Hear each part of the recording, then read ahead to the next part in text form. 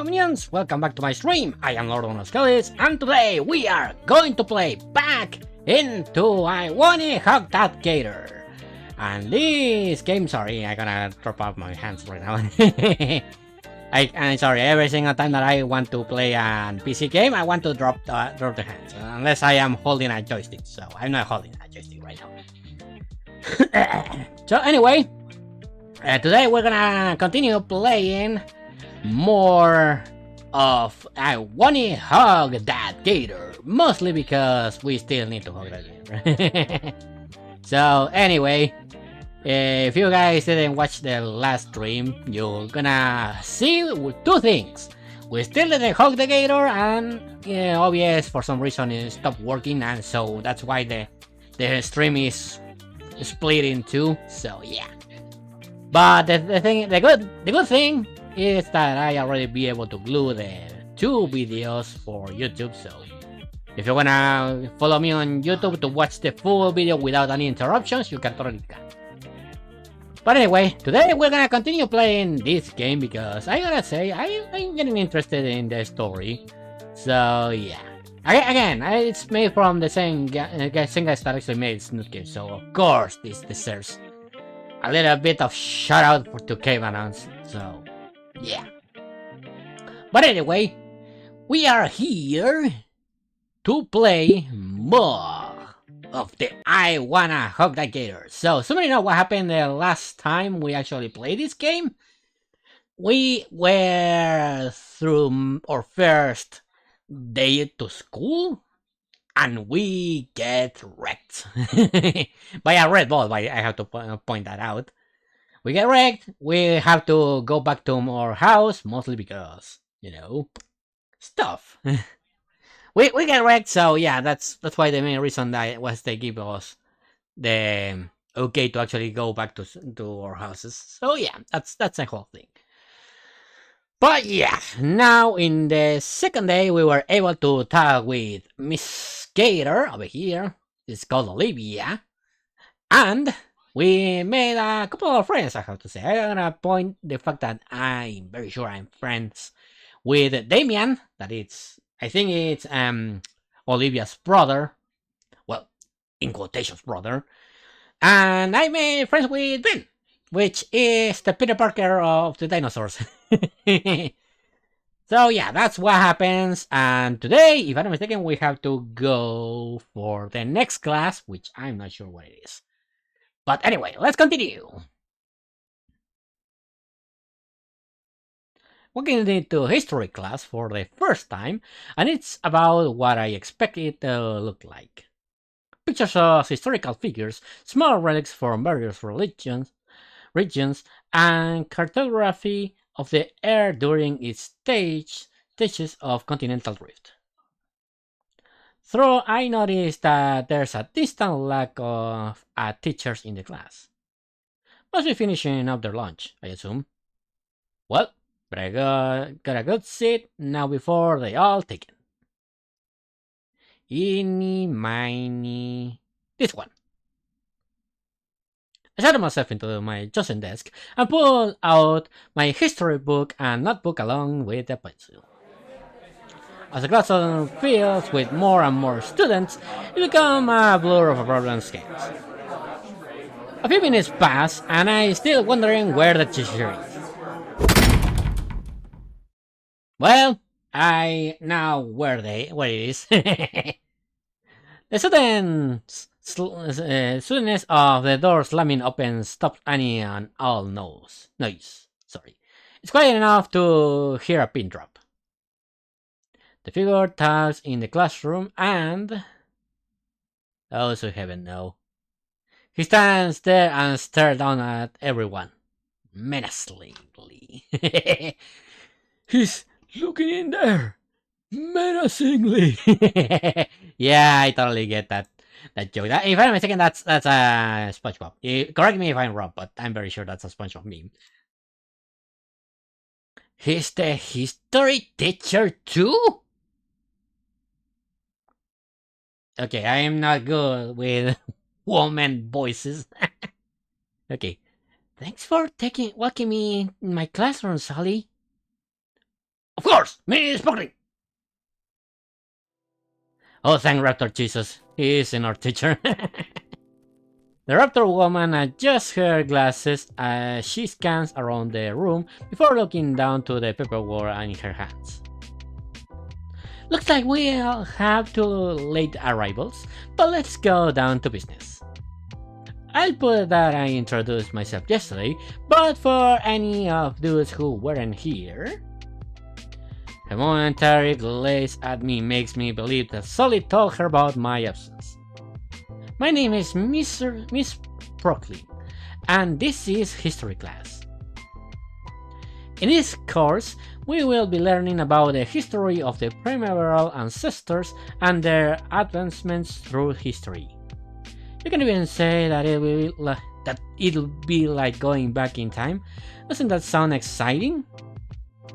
I mean, during my time in school, I gotta point the fact that my 2 favorite classes were actually, literature and history. Mostly because I need to read stuff and just memorize everything. And I have really good memory. So that's the main reason that I really like that one. I gotta point the fact that I don't like maths. I didn't like maths. I still don't like maths, but unfortunately for my work, I totally need to know some maths. Despite the extremely forced enthusiasm, everyone in class responds with an uninterested murmuring. Not sure why though. This all sounds exciting. She walks over to her desk and places down a pile of folders before flipping open her own special vision of the history book. With a click of a button, she also turns the projector to reveal a prepared slideshow from today's lecture. To learn about the extensive history of Saurians and their culture is something I've yearned for. If you can turn your books to page 36, we'll begin with the first chapter detailing the earliest interaction between Saurians and hominids. Oh, that sounds interesting. We fell asleep. I'm very sure of that. I think I jinxed myself. Yeah, totally. I'm not sure, but I really like history. It was one of my favorite stuff to actually learn. Miss Brooklyn in history class is the popular opposite to Hijakan photography's class. While her introduction to a class engaged me at first, things have slowed down into an unbearably slow crawl. My eyes scans over the introductory text of the first chapter. Despite the tension between the 2 groups, human settlers and the New World would continue to make overtures. Sorry about that. Remember that I am main Spanish, so I'm gonna have a little bit of trouble with the English. But it has to be done, unfortunately. Overtures of trade to native velociraptor tribes. Pretty sure I read this line 3 times now. I turn my eyes away from the page in the hopes for blinking the boredom away. I look up to see the teacher staring down at various papers on her desk with laser focus. I must be startled too long, though, because I end up looking in a staring contest with Sprocket. She raises an eyebrow at me. Okay then, right.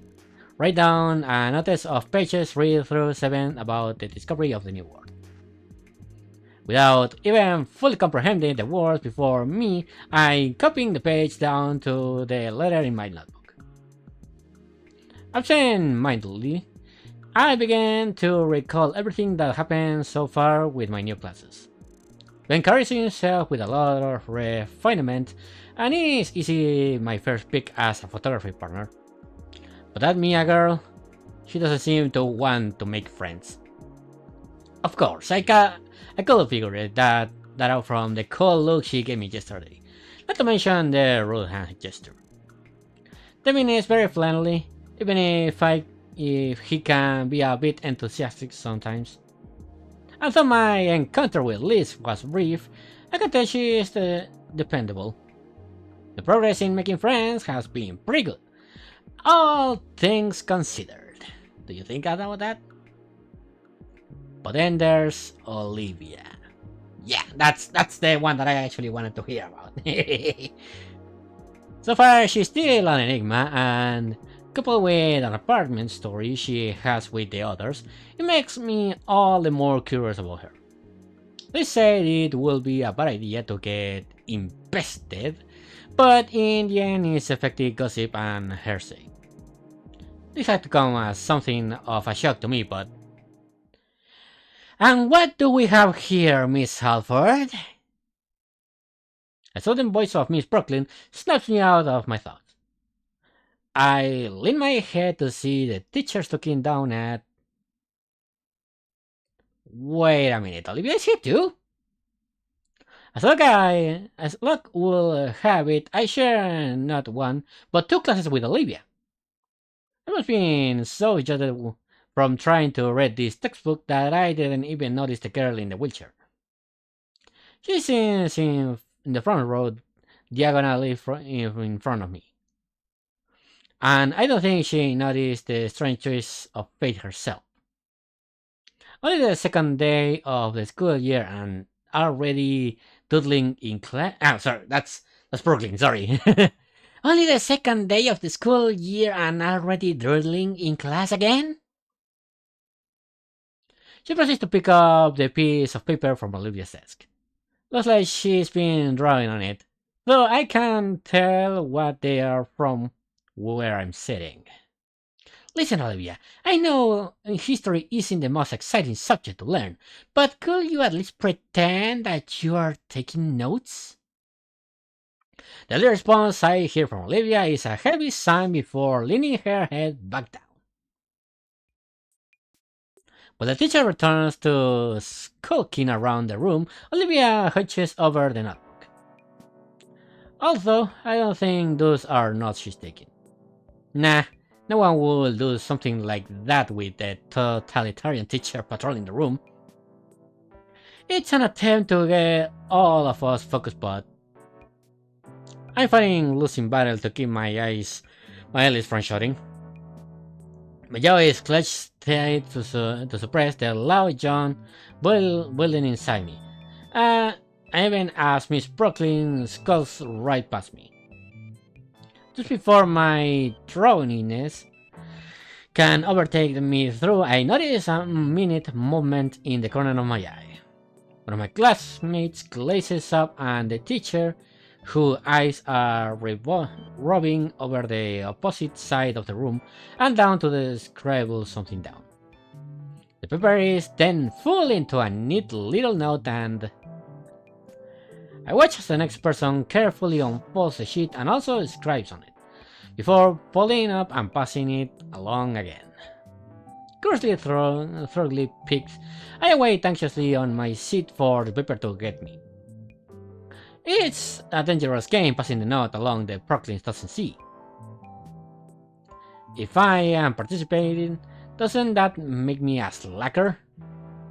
The student to my side makes his move to toss the note over. When Brooklyn starts turning around right then, he flinches and drops the hot potato on my desk in a flash. I nearly slang my own paper over the page to cover her from sight. Yeah, I'm very sure that a lot of people actually do that on school, but not me. I had almost none to a few friends. So yeah, that's how bad I was.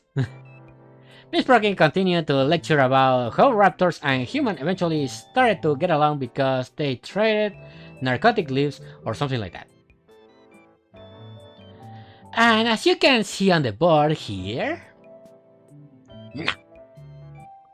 At least my paper, luckily, there's plenty of space left.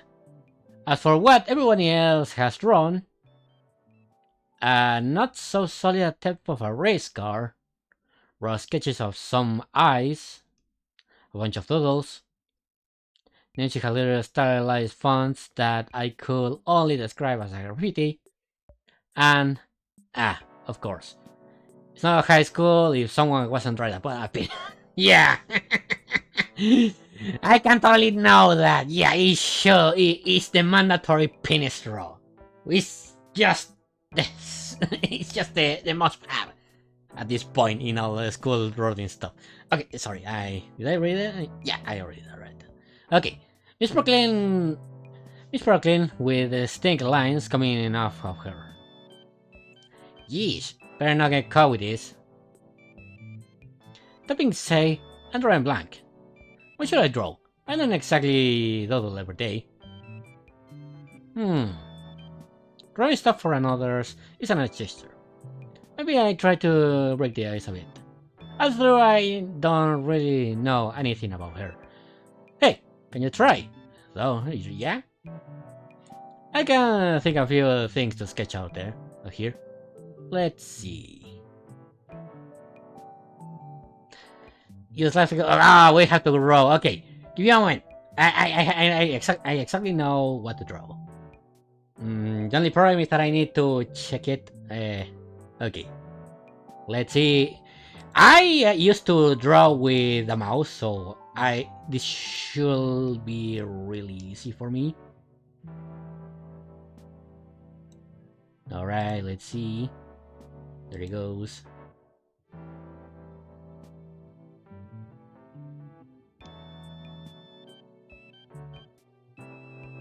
Alright. I'm very sure you guys already know what I'm drawing. And yeah, trust me, I don't have myself a little you know, the table to actually draw, so mostly I use the mouse to draw. And that is why I used to draw really nice when I using a mouse. So yeah, I have a shit ton of time practicing, so yeah. Trust me. It's not that difficult, but it's not that simple. Alright, oh shit.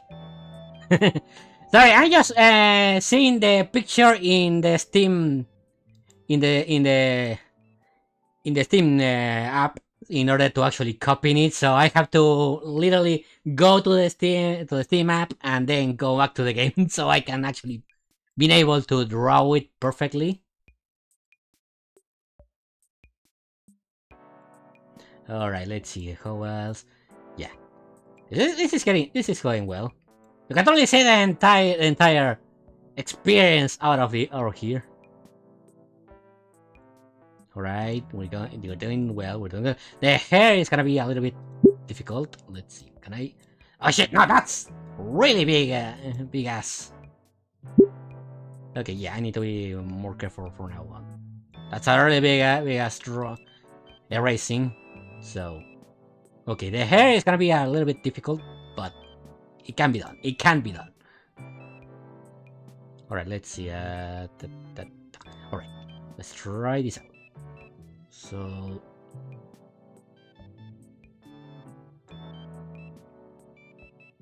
Chin.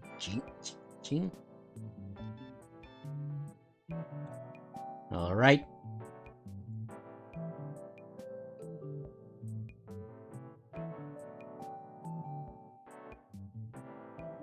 Okay. Looking good. Looking really good. Alright. There we go. Okay, give me a moment. I really am a fucking perfectionist, so... Stay with me, guys. Stay with me. Alright. It's not exactly... I go the references over here, but it's something. It's something. Okay, I need to do the hoodie over here.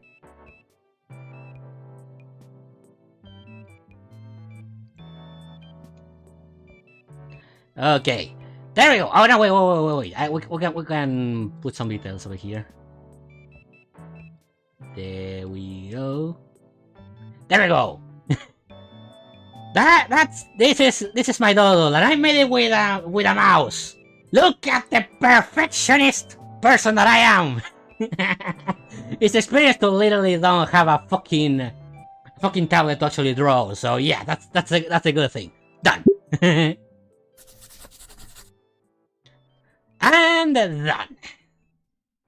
I didn't have a lot of room to really work with, but as I surreptitiously, I'm not sure how to pronounce that, admire my work, I find that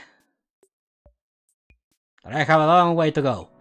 It feels like I'm being mugged by the other turtles.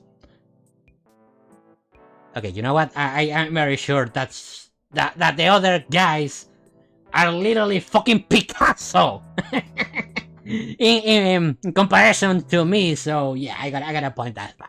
I gotta think that is what is happening right now. That someone made a Mona Lisa and that penis that they draw is really detailed.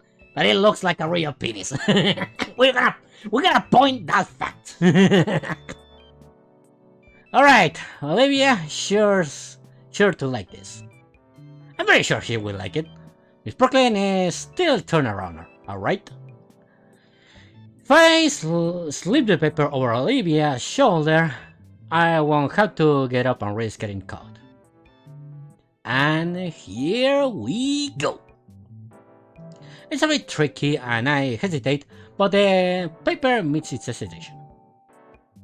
She doesn't even look back, just takes the paper eagerly. It's completely different from how she was acting earlier. Her tail is even swagging side to side. Oh, is that wagging? Huh. Alright, now she's gonna see my sketch and possibly think I'm cool. Or maybe she feels weird. She's not turning around. Well, it's not too much, so I could also just... I'll be taking that! Miss Brooklyn snatches the paper from Olivia's clothes. She holds her arm out. She takes close to the paper and a small crack of smile appears on her face before going back to its stoic visage. So, is this how you view me, Miss Halford? Brooklyn holds the paper up for all to see. Everyone in the class does their best to avoid the persecuting gaze. I know that most of you were part of this as well. Look, I'm not asking for much. Please do your assignments when you are in class. It's the last you can do. We were just passing the note one at a time. She wasn't even paying attention. Yeah, who could? All of us are in trouble. I noticed Brooklyn looked down to Olivia for a moment before letting out a sign of a defeat. Look, since it's only the second day, I'll let this one slide. But I'm warning you, now that I won't be so lenient the next time it happens. Otherwise, you'll end up like the last students who decided to disrupt the class. What happened to him? Get the attention sleep or something?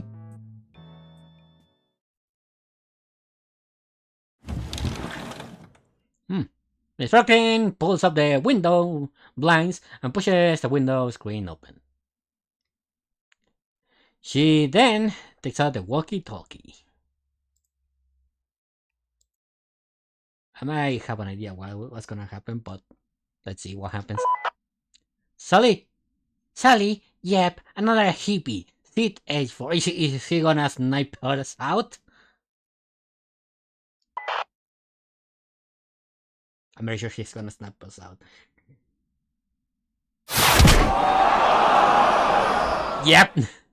Good job, Sawyer. I thought for a moment he's going to have, I'm not sure, a sniper with pine bullets, or for some reason, not a fucking ball. But it's actually a really good throw. I gotta point that fact. That's good. Now, if we can, let's continue.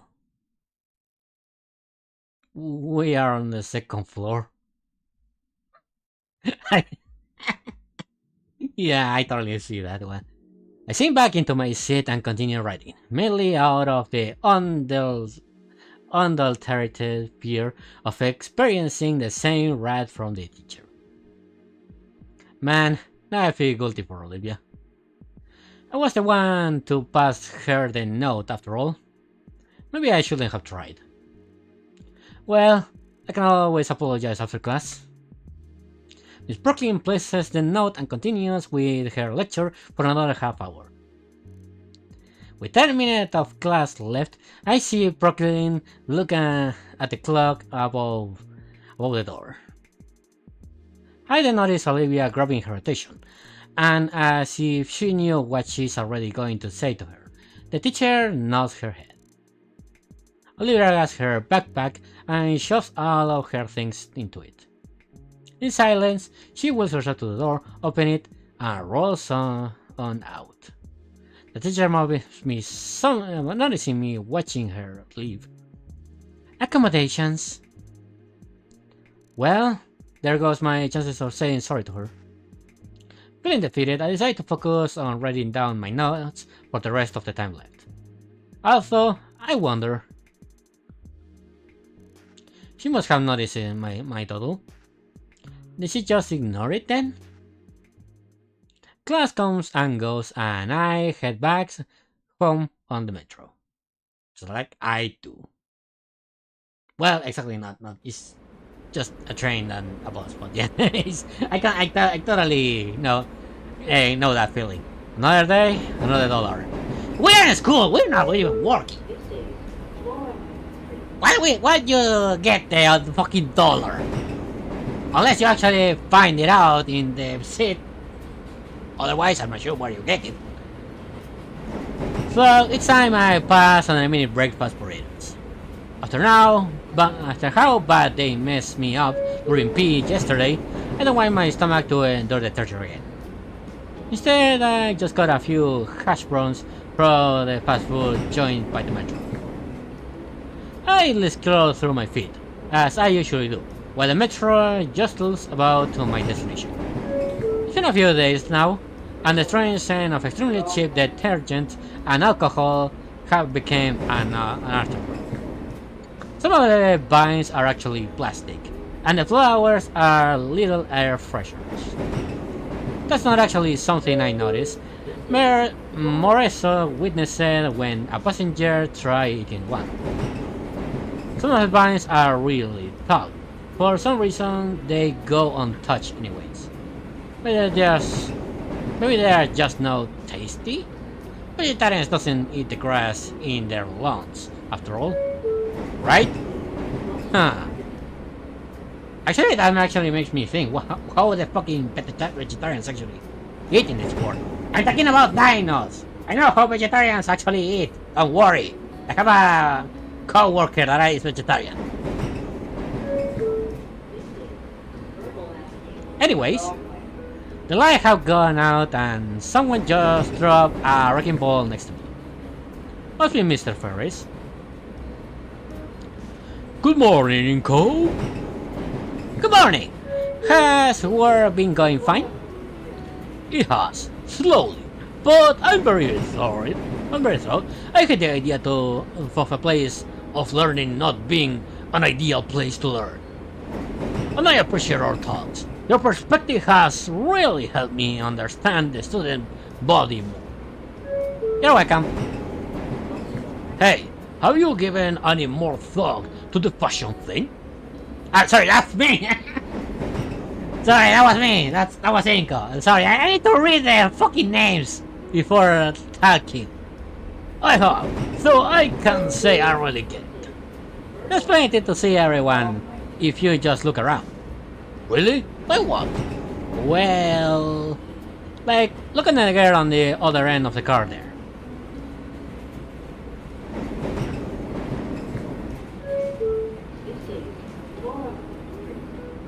It's rather revealing. I don't think that's really for me. I love my wife. I just mean as an example. Well, there is an event coming up. I could see about trying something new. What will you recommend? That's a good question. Well, it will be good to use here.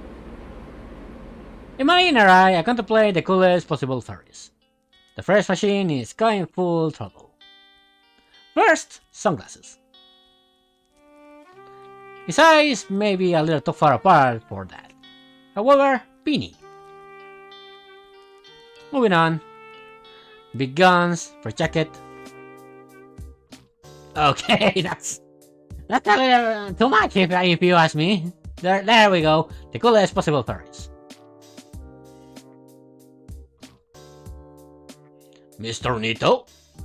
Sorry, just thinking. Why don't you start with... Okay, that's choice time.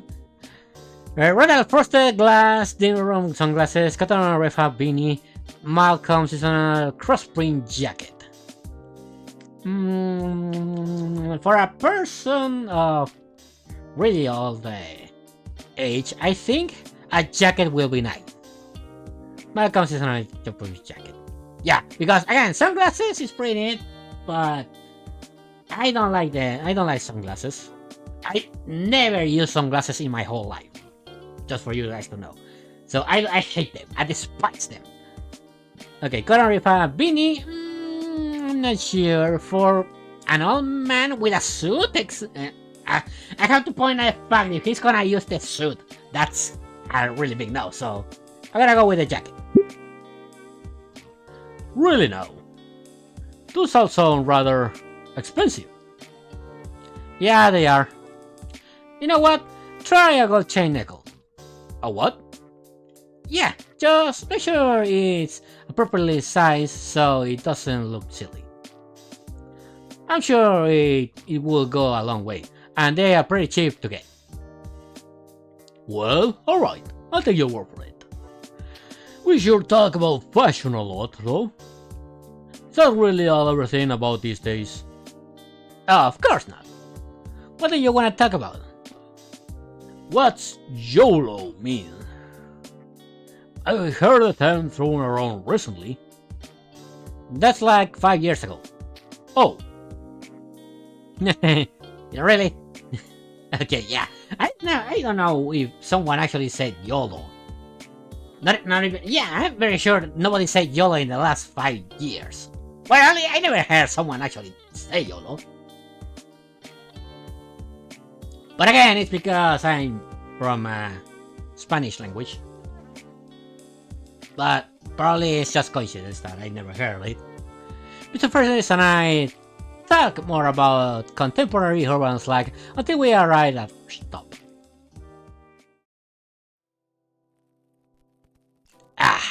Art. Mr. Radakan had just started talking about our first project for the class.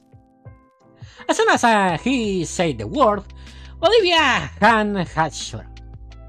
Her grey eyes particularly sparked in excitement, and a smile threatened to crush the perpetual frown edge on her snout.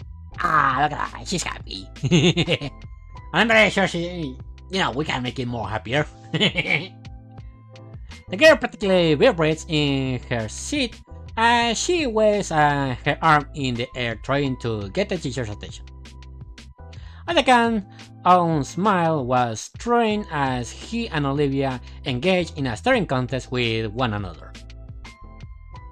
I could only marvel as the two argued with each other without a single word.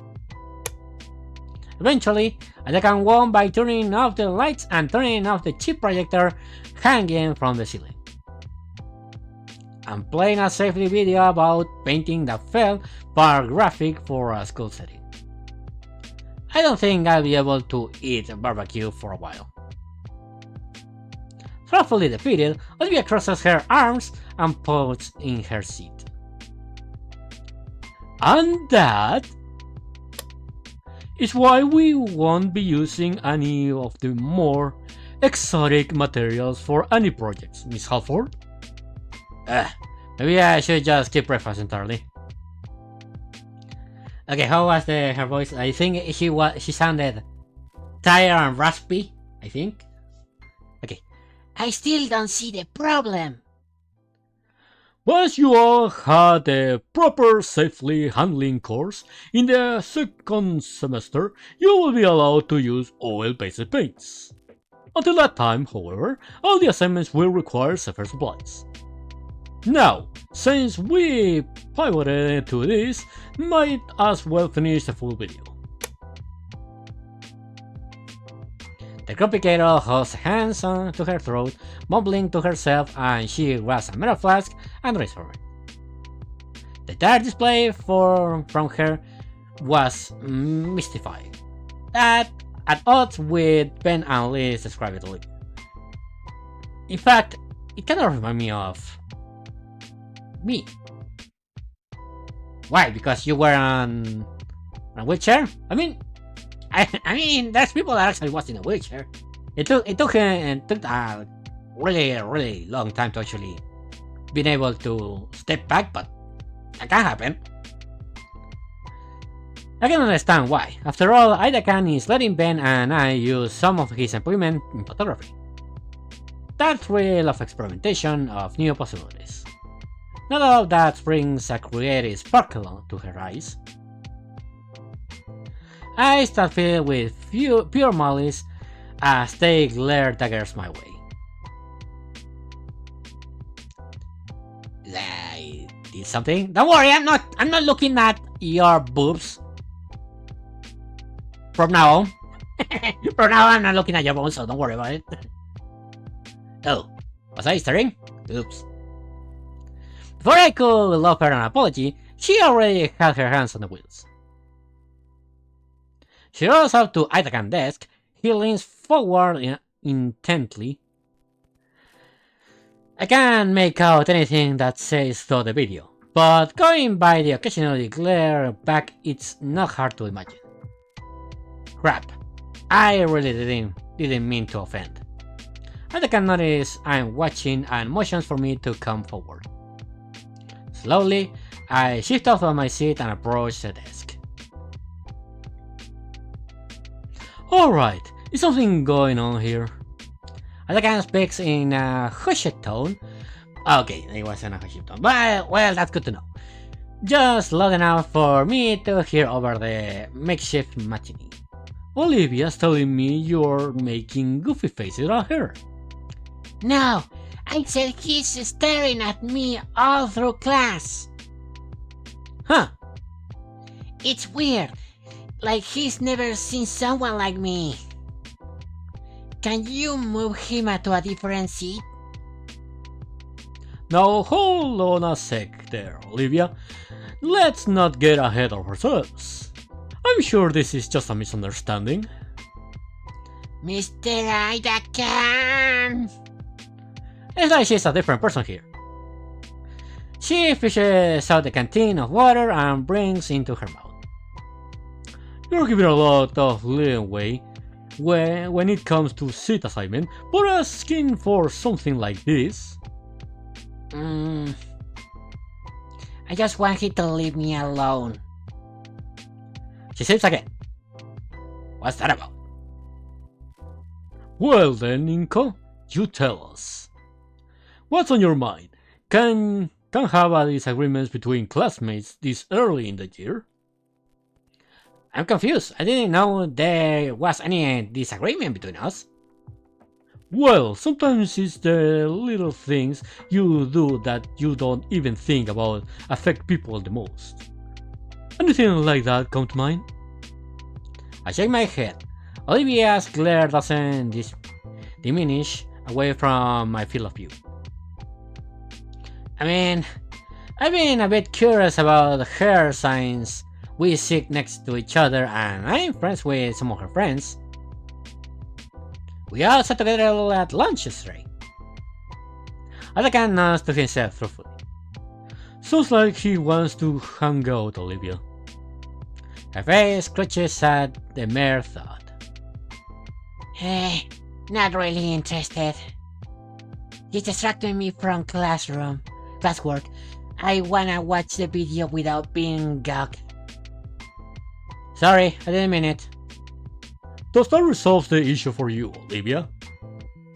No, I don't want somebody in this class. She goes to take another sip, but ends up turning the canteen upside down. All out. Olivia, you can go fill that up if you want. You won't be missing anything. The video is nothing you don't already know, I'm sure.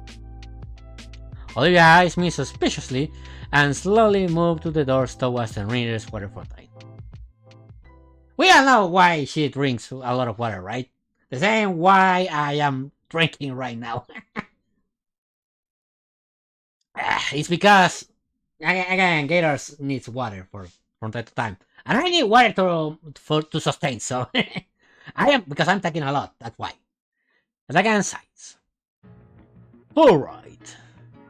He leans back in his chair with his arm resting behind his head. Inko, I told you yesterday if the air needs clearing to do it yourself. Now she's in a mood because you were staring her like a weirdo. And here I thought you two will get along. She even gave you that sketch she made of you. Truthfully, I'm impressed, but here we are. What's going on, big guy? Again, sorry. It's been pretty busy few days. Yeah, I've been getting into a cool friend group. We are gonna sit together at lunch. Olivia's there too. She didn't say much, but I got her a soda. Don't know why she's so upset at me. It's nothing personal, Inko. It's not? She's reticent, especially when it comes to change. If you are at her lunch period too, I can see why she'd be worried of you. If you don't mind me asking, Mr. Elican. Yes? Why is she so open with you? How do you mean? Just now, she spoke more in that conversation than all the other times I seen her yesterday. I saw the canteen. I figure it's something to do with her voice, but it's surprising. Her water bottle's the other way around. It's unfortunate, but she just really rarely talks at all. And I guess she just really trusts me. I've known her since she was a freshman. She seemed to gravitate towards art and how I thought it. And soon enough, I took her under my wing. But she lives with Damien, right? He's at the lunch table and she still barely talks to him. Poor kid. Hope he's doing alright. He seems to be alright. But yeah, she's distant to everyone else. So much so I keep hearing weird things about her. Elican leans forward in his chair, totally attentive. Is this about your gossip with Ben yesterday? A bit. He showed up to be at the table and said something about her being the same after she left. Probably some drama there, but I don't want to pry. He nods. But also, Liz told me some weird things too. He stops nodding. I know of her. Is something wrong? No. He just said I shouldn't get invested in being her friend. Everyone's big deal's weird about it, though I was curious for myself. Guess that's what I was looking at her weird. Sorry. Elican roused his temples. Ay. It's worse than I thought. What is? I'll put it this way. You met 3 people that know Olivia, other than me. Of the 3, only one thinks highly of her and the other 2 starts unloading drama on anyone willing to listen. In this case, you. No wonder you're confused. I hadn't thought of it like that. I don't blame you. You shouldn't be involved in anything stupid. High schoolers, you know. I guess. Elican inhalates, collecting his thoughts. Important question then. Do you really want to be Olivia's friend? Huh? I mean, I guess. A judgment eyebrow is raised my way. Are you really, or just curious about her? He seems pretty serious about this. Yes then. Olivia turns to the class and rolls right back out to the desk. Back! Have you changed his deck yet? Elican nudges his head towards me expectantly, prodding me on. I'm sorry I distracted you during class, Olivia. She looks to Adakan and gets a similar nod. Sure. I mean, you're welcome. I mean, thanks, shit. But, not really. I don't want to be distracted. Come on now, Olivia. The last you could do is give him another chance. You never know. I don't really want to know. He's like friends with Damien, but I don't really want to, you know. Not in this class. But I like to be your friend. She stops and raises an eyebrow. Lots of those going around recently. Yeah, totally. Like she was expecting his response. She looks to Adakan for help. Actually, Olivia, I also think he'll be a good friend for you. Yeah, at least I have the teacher with me this time. What? His words were like a battering ram. I'm simply saying to give Inko here a chance. I could almost see the... sorry, that's me. I could almost see the imaginary bulwark she hid behind slowly crumbling from what Adakan was saying. You are both quite similar at heart, though you might have a different methods. Perhaps you'll find some compromise behind cynicism and naively if you work together. Finally, the last fragments of her imaginary fortress collapse. Olivia can only look at the art teacher with timid confusion pinned across her features. Well... I don't... Are you for real, Mr. Adakan? Oh yeah, he actually is in another class of mine. I've seen him, he's passionate about his camera, like you are with the brush. And I do expect great things from him. Okay. Sorry, I really thought... Oh. Oops, she actually bit her tongue. The mouth is clapped shut. It's just my opinion. You can make your own choices, Olivia. She nods fiercely. Oop, the movie about to end. You two got get back your seats. We good here? Olivia sighs me again and nods once more. Alright. Emotions for us to skedaddle, Olivia backs away to her spot. Thanks, Mr. Adakan. For what?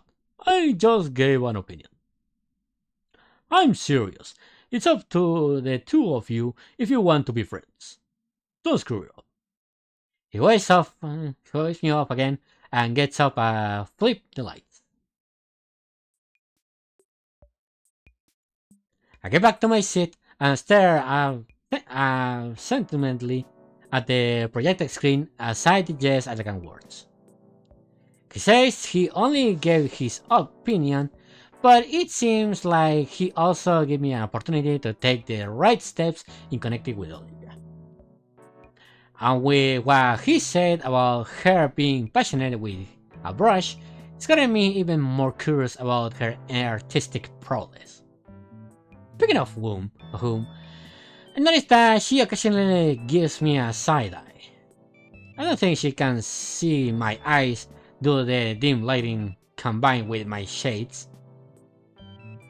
She stares at me with a sense of strange curiosity, almost as if she's trying to get rid of me from my face alone. But from what I can tell by her facial cues, she seems confused and almost shaken up. It's like she wants to say something, but keeps on backing away at the last second. Because her mind is also jostling around from Adakan's words. Ah, my eyes! That also take me out. But I'm very sure that hurts them all, but that also hurts me as well. So yeah, I can totally feel that. But it just flicks the light switch, and I feel my retina burn from the bright Rhineland's light, even with my sunglasses.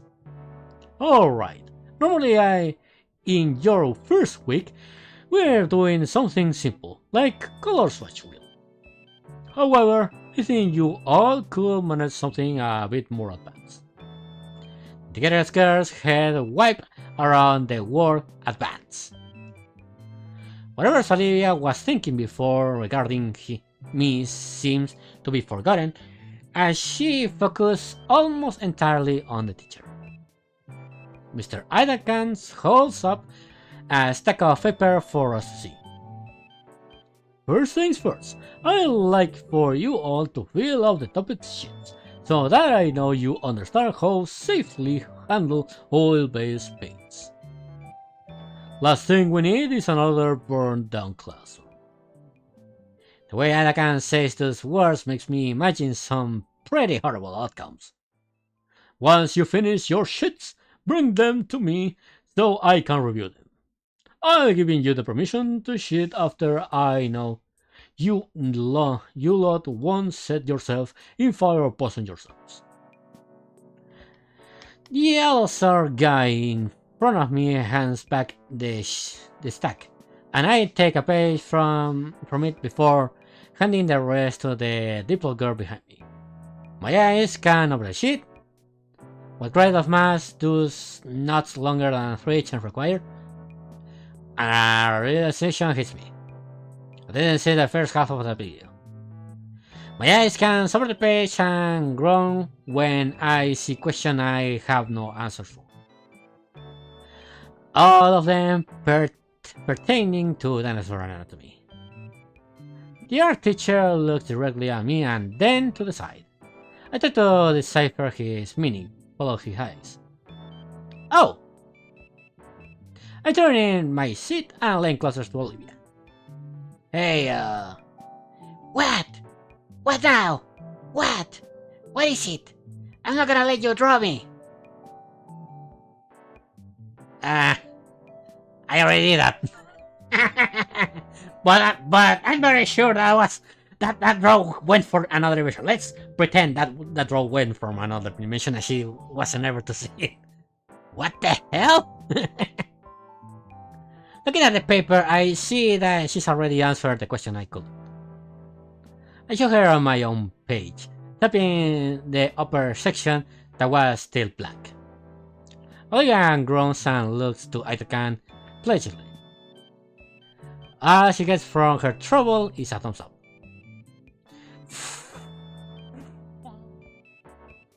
Fine. Fine, fine, fine. Here. She holds out the sheet for me. Wait, isn't this cheating? The art cheater wouldn't. When did he get to his desk? Why does he have a sleeping mask? If I look over the answers, I still learn the safety procedures. So what's the difference in the end? That must be what he's thinking. Either that or he doesn't care. I copy the words from Olivia's sheet, doing my best to at least rephrase them. Some of my classmates are already walking up to Edgar's desk. He's barely reading the pages, not even taking to the sleeping mask off. Thanks, Olivia. Whatever. Olivia finishes her page in a few seconds and wheels herself to the desk too. The last answers I'm fairly confident on. Like what flashpoint means. Oh my god, if he answers what I totally think he's gonna answer, we're gonna have some serious trouble, unfortunately. Okay. I get up and go to Itakan's desk and set my safety assessments down. Good. Here's your permission slip to use hazard paints. He didn't even bother to look over my worksheet. He lifts the eye mask from his face and looks at me with one eye. What? Most of this stuff doesn't apply to you, Inko. Just don't drink the paint or get into your eyes and you will be okay. Yes, Mr. Anakin. Alright, boy. Now go to your desk and wait for class to end. Tomorrow I'll be starting you all on something simple, like painting a cube or a ball. Yeah, model dodgeball painting. The eye drops down and I return to my seat. Yeah, I am ready. Get that choke. Thank you, Mr. Elkin. The class clock reads 5 minutes until lunch. Only has facts to learn at me. I consider what I should do or say, some sort of icebreaker. Mr. Elkin says we're similar, and I can see some of what he means. But I'm a photographer, and she's a painter. So a cubist and a dice walk into a bar. Have a good lunch now. The moment the bell rings, Olivia shoves most of her things into her backpack, not caring if her notebook gets crushed.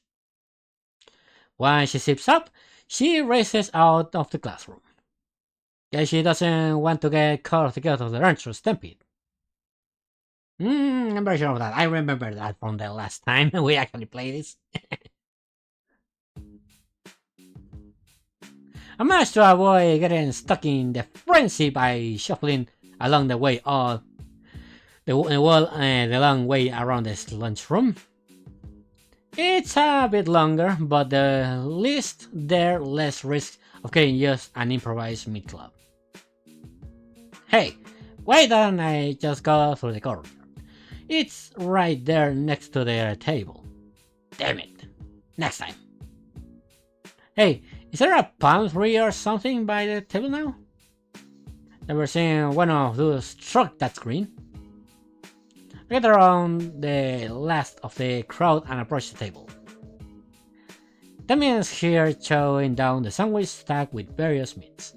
And like yesterday's, Olivia already at the table. What up? What up, gamers? I'm not sure if we're gamers, but we were the same. Okay. Hey Damien, you seem late. I thought she was going to join us for lunch. Without order, Damien points the palm tree next to us. Oh crap, that's not right. Yeah, if that is a tree, I'm very sure that should be a tree with boobs. I look out to see Liz head at the rufflers brooding at the vines of the ceiling. The ceiling was a lot lower in the computer lab, so I couldn't tell a sissy, but that neck is long. Anyways. Hey Liz. Hey Inko, couldn't see you from up here till I hear you. Well, guess I'll go ahead to get food from the vending machines again. Making my way over the vending machines, I do the same song and dance I did last time. Card swipe and a few bottom presses later earn me a couple of cans of soda, 2 bags of chips, and a few candy bars. It's like when the teacher asks if you brought enough candy for everyone, only now it's true. I head back to our table, the bottle of foodstuff in my makeshift punch, and distribute them. Olivia gets her share, but she doesn't say anything. Ah, sweet! Ah, why, thank you, Inko. Damien, if you be so kind. I already get it. Damien cracks open a can of soda. Sorry, I forgot what was the voice of Damien. So I just improvising. Damien cracks open a can of soda just as Liz lowers her head next to him. She's wearing novelty soda cap. Ah, look at that cap. She looks really neat with that cap. He then speed swats the old can with a new one, almost like he's swapping wheels on a Formula 1 race. Thank you. No problema. Liz head crackers back up to the top of the ceiling to continue eating the foliage. So, Inko, how your day been so far? It's been pretty decent, I say. I'm mostly looking forward to photography, since Ben showed me some good photo spots. Cool. Damien just nods as he continues to munch on his sandwich. I think he zoned out about halfway through my sentence. Oh, that reminds me. Did you enter in the concert yet? I did. In fact, Liz helped me out and submitted my photos. Awesome. Can always rely on Liz to help you out. Flattery will get you nowhere, Damien. Just saying the honest truth. Listen to the contest too, right? Everyone must be trying to win the cash prize. The money's okay.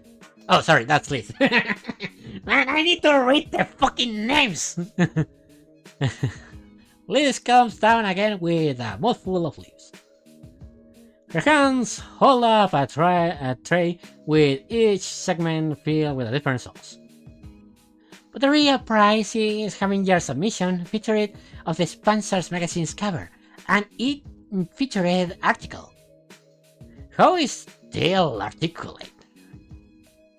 Do you have any idea how great that looks on our resume? Heck, I could probably get a scholarship with that alone. Whoa, you really got all this planned out. Why you submit? She takes a moment to swallow her salad and then she shares a huge grin. I submitted my best digital art piece. Oh, what is it? Here. The tray is set aside so she can bring out the phone to show Damien and me her entry. Looks like to be a village townhouse piece. Very rustic and classy. It looks pretty good. Yo, that's so cool! That looks so realistic! Thanks. Took me about a week to really blend some of the more fanciful elements into each other. It pays if of my grandfather's come from the old country. This is amazing! You can even tell that this whole thing is digital art at all! Damien grabs hold of Liz's phone and turns towards Olivia. Hey, Olivia! She jumps up, having been suddenly made relevant to the conversation was just suspected. What? I'm not going to give out these chips back. They're mine. Yeah, yeah, she's on her own world. Let's just remember that. She is literally in her own world right now. So, I was going to show you Liz's entry. Olivia narrows her eyes and leans over to see an image on Liz's phone. She then looks up and gives Damien a quick nod before returning to eating her chips.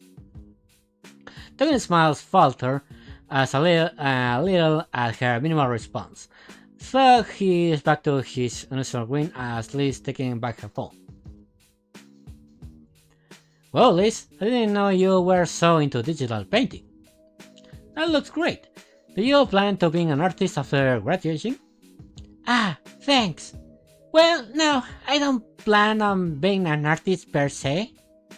The plan is to be an antiques dealer, specifically with art. Squeak. Okay, I'm very sure that's Olivia's witcher. Did Olivia just get a little closer? What's that mean? It means she buys the splattered canvases everyone else just uses them for money laundering. No, it's the real deal stuff. There's a real market out there for it. So I'm taking the AP Businesses class and using the school prestigious art program. That's actually why I picked this place out. There's a real elite selection of graduates from here.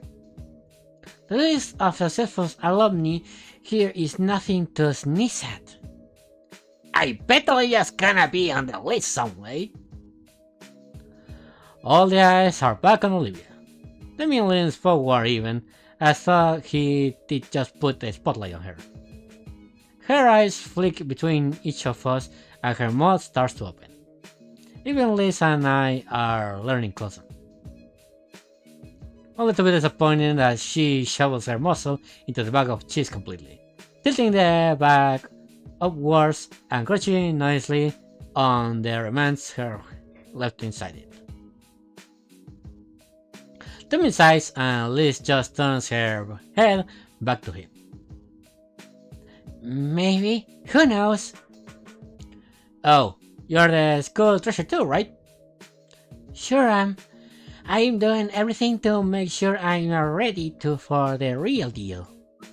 I do love painting though. It's not just the ends of the means.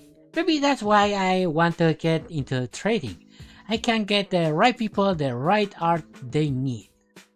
That's very thoughtful. Huh. I should start thinking of my future more. What about you, Damien? Don't really have a big goal set. Only reason I'm going here is because it's the closest school to our home. Damien, you know I keep telling you about planning ahead. I know, but I like keeping my opinions open. So, what are you doing in school? I just pick out any classes that seem interesting to me. So I'm gonna say, home economics class is pretty fun. I get to make food in class and eat it too. From learning skills in class like that, you'll be perfect husband. Yeah. Wait, what? What?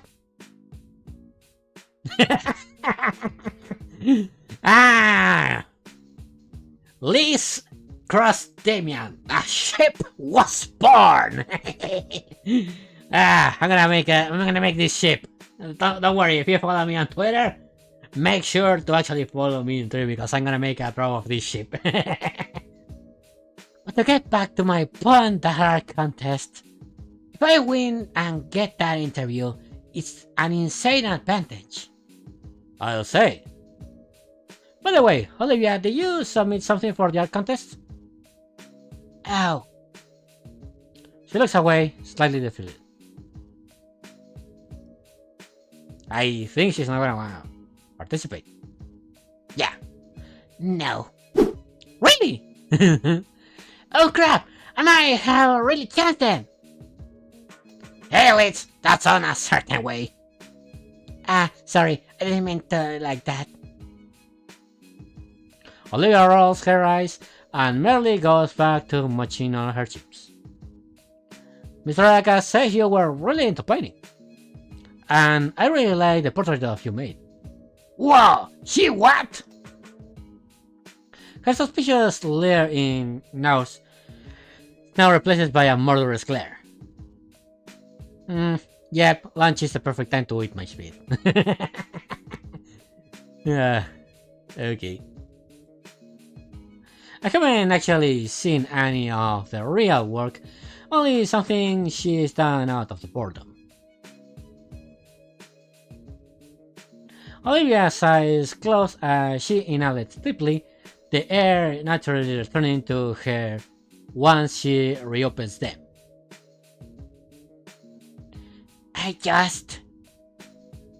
She looks me up and down again, so something will different this time. Can't. What's that mean?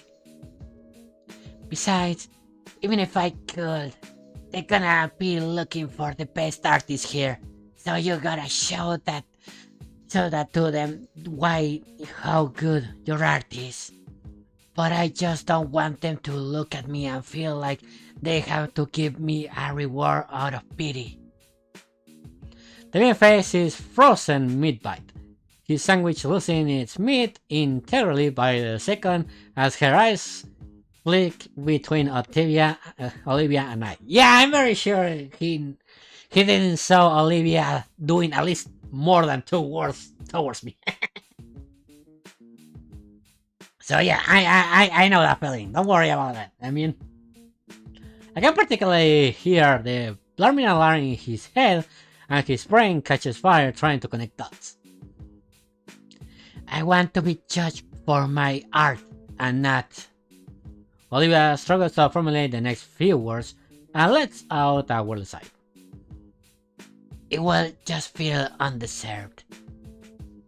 It's easy to understand what she means. Has that ever happened before? Do people really do that? You weren't here for it. Some losers used to even tell me to take advantage of it. Why not? That was a bad mood. Yeah, totally. I agree with that. Dude, seriously? Why? So I could constantly get reminded of myself? So I can separate myself from my work? So I can get complacent being worse? So I can eventually rely on it? So the playing field can be even? That's a lot of fire at once. I'm not even sure if I got all of that, but I definitely touched a nerve I shouldn't have. No, sorry. Olivia brushes her hair down. Look, I don't want to get awards and prize I haven't earned. I'm seriously not that good. I really won't win. She sighs and takes a long sip of cola. Can I see some of your work? She nearly spits the soda out of the glares at me again, before the innocence of the question settles in. No. Man, she really shouldn't put herself down like that. We're at school to learn, after all. There's no reason to be so down on ourselves. I get it. A lot of the students here are crazy good at art. Some are probably better now than I ever will be, and they're just starting. It's pretty scary to think about it.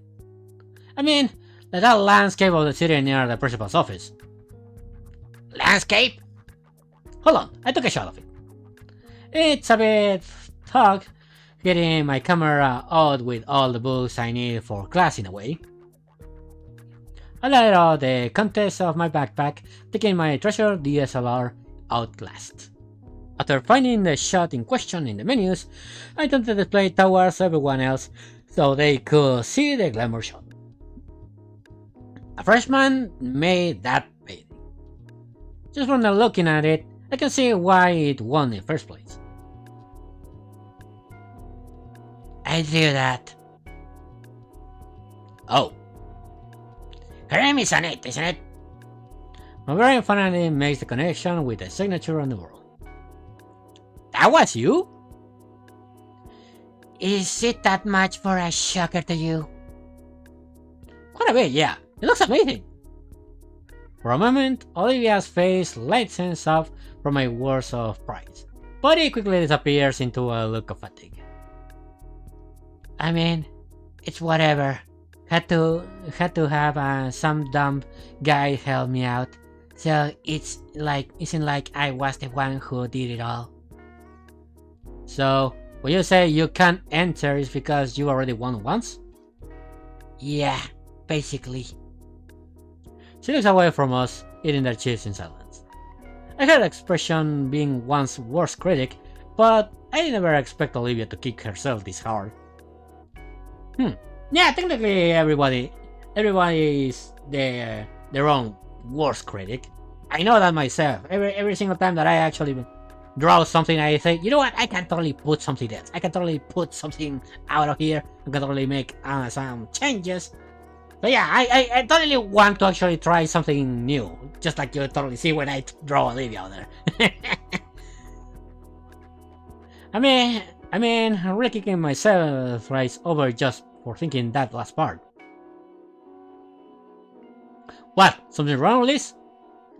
Did she bite her tongue or something? Why is she imitating one of those picture plants right now?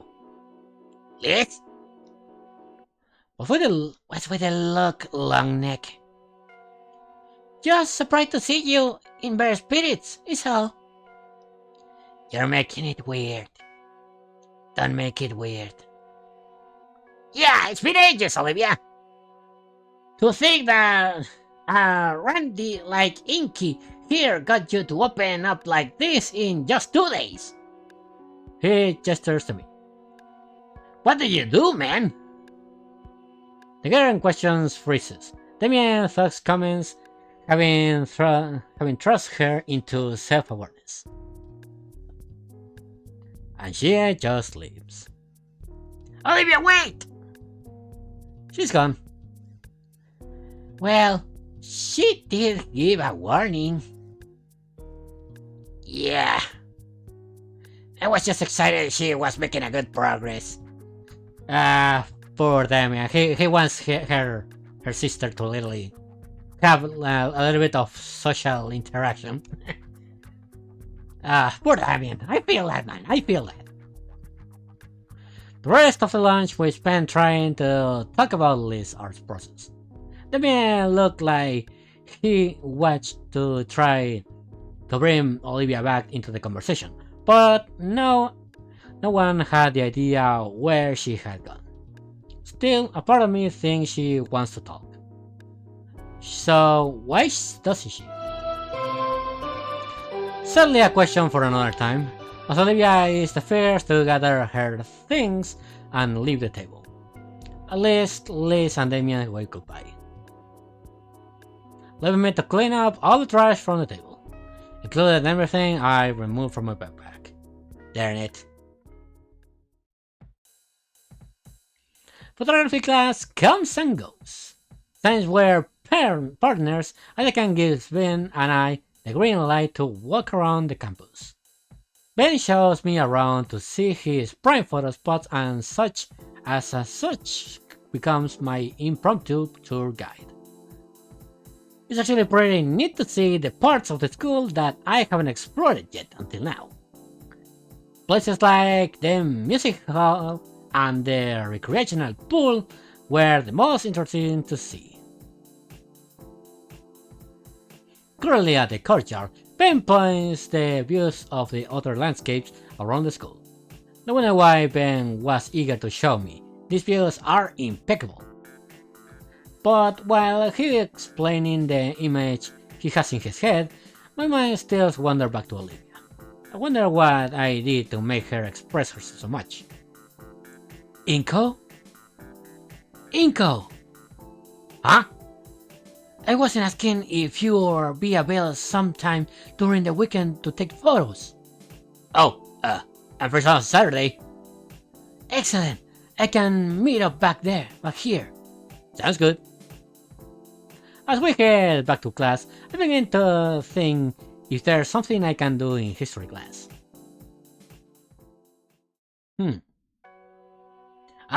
Here we are, back in history class. Back in history class, Miss Brooklyn continues prattling on about.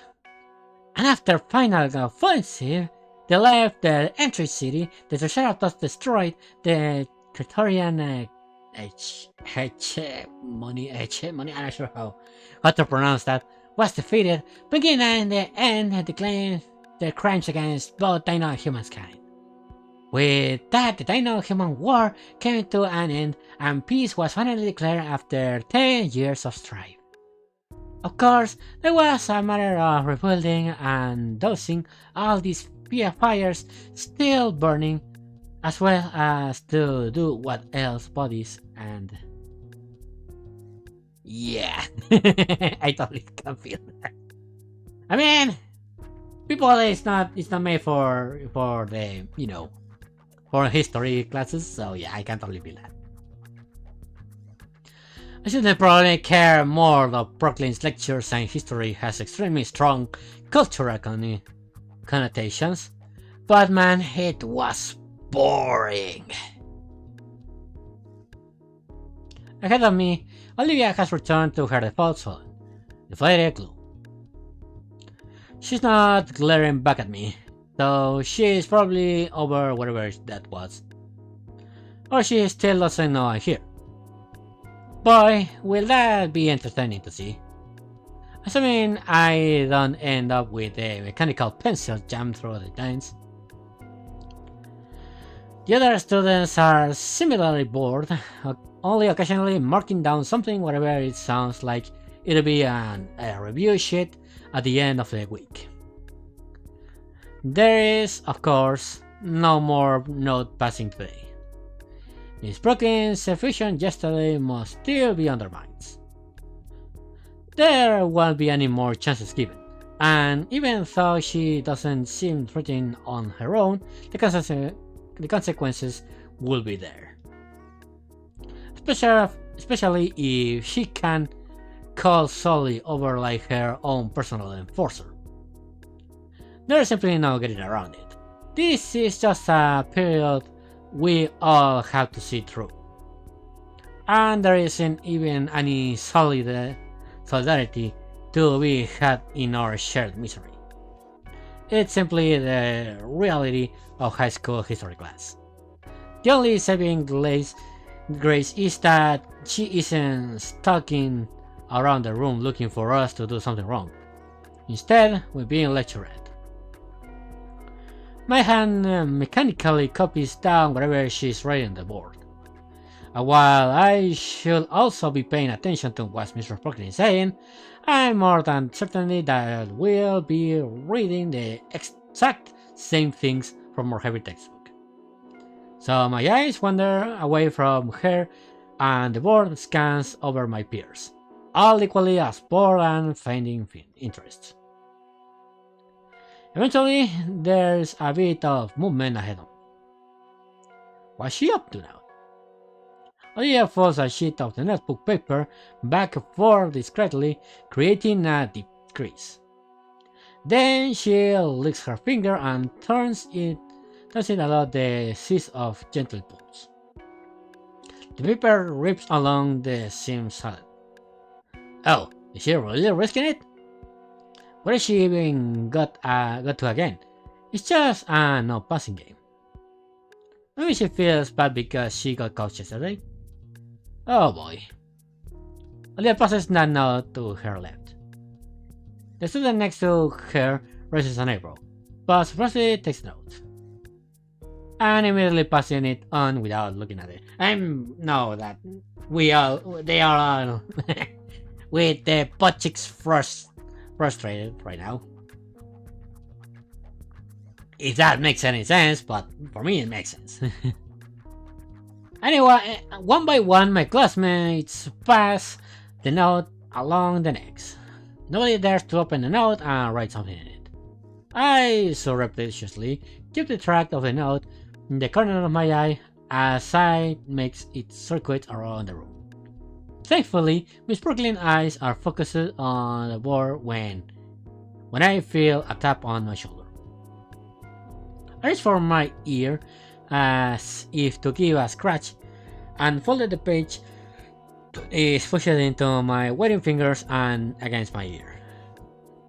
I feel an edge grate against my earlobe. I chew on my lip to keep the hiss of pain contained. Probably unintentional, but the paper cut still stings bad, especially on such a fresh part. My fingers toy with the bottle of paper now at my desk. No one else had bothered with it. I could exactly call it an empty canvas, but there could be a potential here. There's a crumpling noise beneath my fingertips. Must be unfolded it while I was thinking. Looking at the salt doodle on the sheet, I see a pretty simple of a rat drawing with a very realistic hand next to giving a thumbs up. That's me, friends. It's literally this one. Oh, I don't have a thumbs up emote. Sorry, I have a gun. I have myself doing a gun one. But yeah, I totally have to make ourselves a thumbs up emote. So that's gonna be for later. Looking at the, oh yeah, I already read this one. There's plenty of spacing in this time. Miss Brooklyn is preoccupied at the front. I doubt she even noticed. The intention is there, making my fingers itch at finally getting a real chance to do something fun in the sleep-in introducing class. In fact, having the perfect idea in mind that I catch Olivia's attention. If that doesn't ruin everything, that is. She is not incompassionate, but Miss Brooklyn has not less tolerance for horseplay in her class. We probably wouldn't get another chance. and going by cautiously one change policy and how these guys aren't even considering playing along, I bet it really wouldn't be pretty. Kind of makes me concerned for Olivia. I could just hold onto the note and give it back after class. Heck, Olivia will never even know. I don't think she even knows I'm in this class. Okay, choose time! Draw the gator girls on a half pipe or hold into the sheet till after class. Let me see, you know what? What's life without risk? Draw gator girls on half pipe. What is life without risk? So let's do this! Let's do it! What's up without a bit of risk? Ah, that's exactly what I said! This guy is literally me in this fucking game. Someone made a mod to actually, you know, replace Inco for me. I wait for Miss Brooklyn to start a new segment to make sure I have enough time.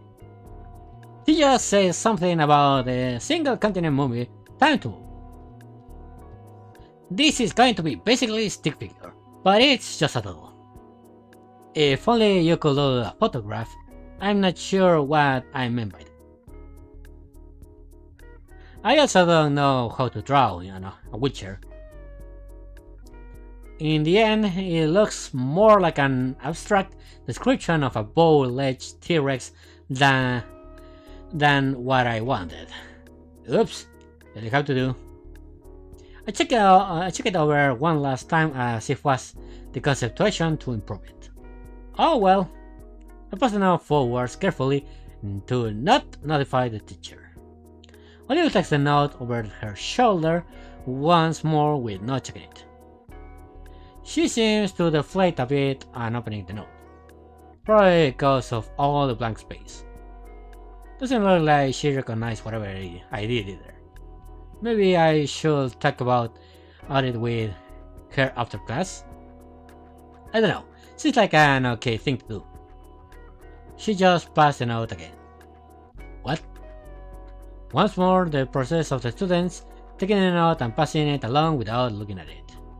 Also, this time is a little more collectively annoyed. It probably won't go around again. When the heck Olivia sent the note around again? Nobody's going to change their minds and draw something now. It is aspiration, thoughtfulness. Whatever it is, the note's coming my way again. Once I taken it, I confirm that yes, nobody again, once again, nobody else wrote anything. However, there is a new doodle of a rat with a flamethrower from Olivia. That's me, in real life. Cute. Alright, guess it's time I draw. How about adding myself to the sketch of the half-pipe? This time I just depict myself as a stick figure. No one is just trying to go outside my skill level for not passing game. It's simple enough to do. Even if I include my sunglasses. Yeah, I'm liking this. Maybe I should also make sure Miss Brocken isn't looking my way. Yeah, she's not right now. I'm in luck. Alright, time to pass this on. I pass the note forward once more. Olivia pitches the note between two fingers, still not looking back. I keep saying that, but I guess it's not weird. Why would you look back in that situation? She checks the note and looks a bit down again. She glances up on the corner I drawn in. Ah, damn it! What happened? What happened, Mia? I nearly fell out of my seat from my sudden loud noise. There's a moment of unwavering silence before the boy speaks up. Miss Halfhard? The girl in question shrinks in their seat in embarrassment. Sorry, Miss Brocken, I saw a spider. Miss Brooklyn simply sighs, muttering to herself and turning her attention back to writing more notes on the board. She turns her head back slowly, just enough to be able to make eye contact with me. While she eyes me with judging contempt and curiously, I see her hand is tenderly messaging the tip of the tail. Looking at the floor, I think she managed to chip the... I know. Ah, wait, that was her tail? Damn, she had really strong... I mean, she's a gator, of course she had a really strong tail. I'm not telling about butchicks, I'm telling about literally non-spookable tail. As soon as Brooklyn turns around to continue teaching Olivia scribbles something down, she turns to look at me once more, hesitating, then she flicks a note on my way direction. It completely missed me. I tried to catch it on me there, but ends up slamming my face into a guest to get it. Ow! Mr. Nito, what was that noise? I pulled the note into my sleeve and strained to keep my injured eye open. The teacher probably meant the foot stopping. I found that spider, Mr. Brooklyn. Nice cover! Nice recovering! Okay, the teacher grimaces. That better be cleaned up at the end of the class, Mr. Nito. Yes, ma'am. I read a sign of relief as my excuse water Miss Brooklyn stare. She turns few pages in the textbook lying on the desk, instructing the class to do the same as she searches for something. She's distracted. I can finally see what Olivia drew. There's now a surprisingly detailed Dutch ball whizzing towards my stick figure head. I want to be upset, but if I find myself admiring her motion lines. Seriously, she should be an animator. I'm all over what to add, and settle on giving the large rat sunglasses as well. A few seconds later, he looks twice as cool as before. I look up to Olivia, wondering how to get it back to her when the sinister idea comes to a man. Her hood hands open as it rests on her back. It's a soft short but... Bingo! Olivia stretches out her back of her neck and finds the note. She looks back with squinted eyes, judging my intent to scanning me for foul play. She mouths something at me, a question I think, but I'm not most of the lip reader. Especially when said lips are thrice as long as humans. Still, she unfolds the page and seconds later she already added new sketch and folded up. The note lands nearly on my desk this time, and I inspect the latest edition. More rats doing this, the assembly of non-rat activities. I wonder why she's thinking of a cat this time. We continue passing the sheet back and forth, adding new sketches and adding to others. My fingers are starting to tire when Miss Brooklyn addresses Olivia. Alright, Miss Halford, you might leave now. Everyone else, you can take the last 5 minutes to start on your homework. Olivia takes her time to pack away her supplies, occasionally glancing my way. Gone is the paranoia, it's now become just plain confusion. As if I wouldn't play a total game thing with her. Even as she wheels out the room, I notice her eyes still on me. I will give her a goodbye, and she seems shocked by that, turning her head and finally passing through the doorway. Right then, homework. Yeah, yeah, you thought I wasn't able to see what the fuck the teacher was saying. I totally could see that coming. Ah, crap. It only now occurs to me there's pretty good reasons that the teacher doesn't want us to slacking out during class. For the last 5 minutes, I tried to to speed read the second chapter on its entry. Failing to get any of the information to use for today's homework, I resolved to just check online for a lecture that is not as boring. Maybe one with some good animation even. Even the rest of us are finally excused, I realized that I still got the page full of doodles. Consider all the stuff on it, I feel like I wish to just toss it away. I decided to keep it, slipping into one of my biter's extra plastic sleeves. With everything safely packed away, I shouldered my backpack and exited the room. Alright. We're getting in there, guys. We are getting into Olivia's heart. And probably somewhere else. If you know what I mean. Wink, wink, I cannot wink. But yeah, pretend not a wink. Man, now I get why Olivia gets to leave some classes early. The halls are so packed and chaotic once the class ends. I always up being pushed around and rowdy students headed towards their next classes. Once school ends, it's even worse. When I saw it yesterday, it was something else. The word Riptide comes to mind. I ended up just waiting around for a few minutes for the flow to die down. It's looking like that's just going to be to my routine now. I passed by a few more displays on my way to the stairs back down to the first floor. This isn't the art wing, but there's still a bunch of displays up. Maybe there simply isn't enough space. Something presses into my chest and lurched me to a stop. It's Olivia, holding an arm out to stop me. She actually now is reaching me now. She's still staring up at me, rather less suspicious. Her jaws open, but no sound comes out. She realizes her hand is still out and it retracts awkwardly, decisively darting between her hoodie pocket and her arm's rest. Is she expecting something?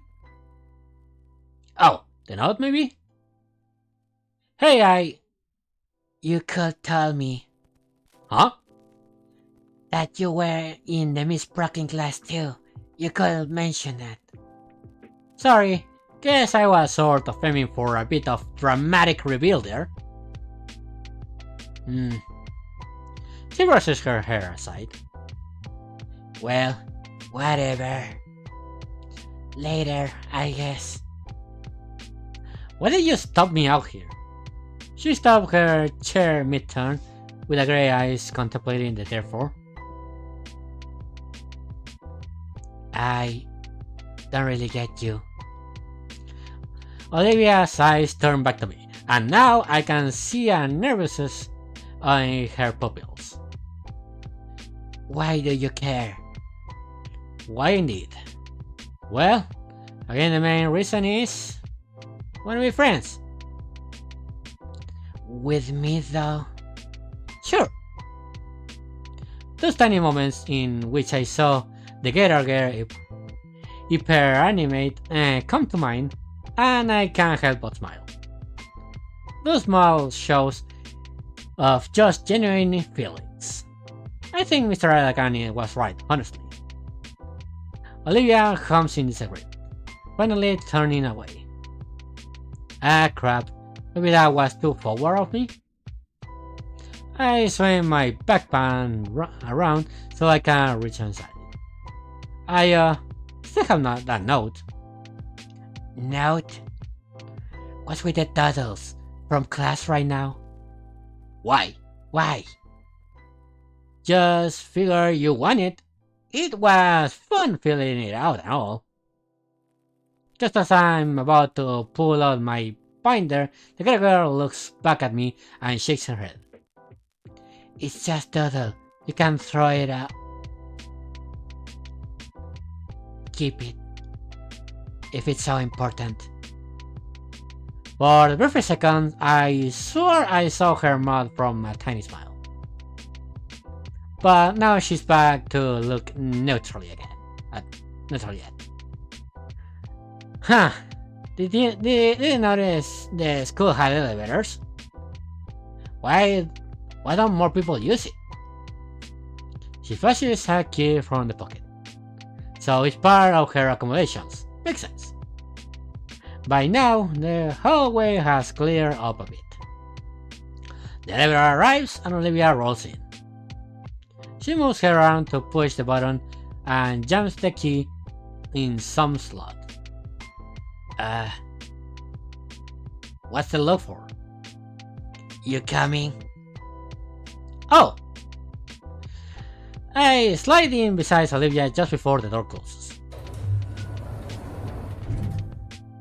It's probably the safe catch to foot in and just reopen, but man, this thing is ancient. There's an inspection certificate lazily plastered above the door from this side. It's covered in coffee and stains and other signs of age. Is this thing really safe? Olivia shrugs. What's the worst that happen? Our legs break. Ah! I get it. I get that. But yeah. But I gotta get it personal because your legs might not break, but mine totally can. She asked me with a spirit. This way has been a mistake. There we go! The hair drops as we space around me seems to drop for a split second. The sounds of the worn out elevator mechanics fills the scrambled space.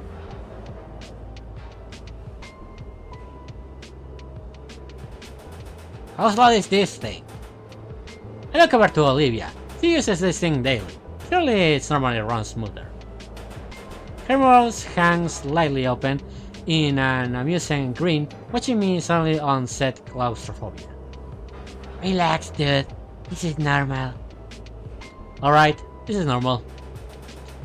This thing jostling around like it's going to drop us by any second is completely normal. When we reach the bottom, the door clunked open and I practically fall out. Olivia casually rolls from behind somehow. I sense it with degree of superiority. Totally cool by it that way. Anyway, see ya later. Oh, yeah, see you. Olivia rounds the corner and I left on my lonesome. Which doesn't return to me and I start making my way into the metro station.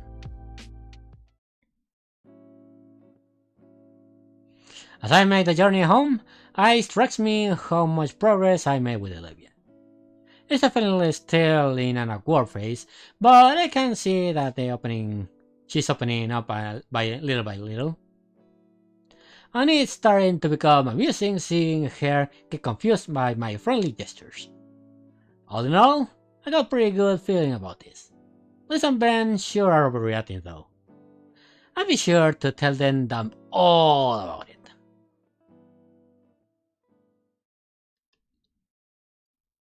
A week into September has come and gone, and I'm finally feeling acclimated to San Hammond.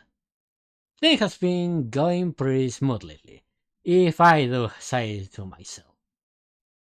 Over the past week or so, I've been getting more and more used to my new friends, learning new quirks of them daily over lunch and in our classes. Like Olivia's penchant for tail whips. Yeah, I'm very sure of that. I already experienced one.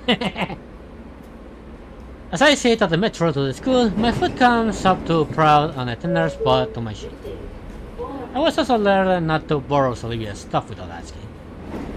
She usually tried to keep to herself, even when we partner up, but I do my best to play nice. Not to say she's being rude or anything, just quiet. More and more, I can figure that part of the silence was just nerves.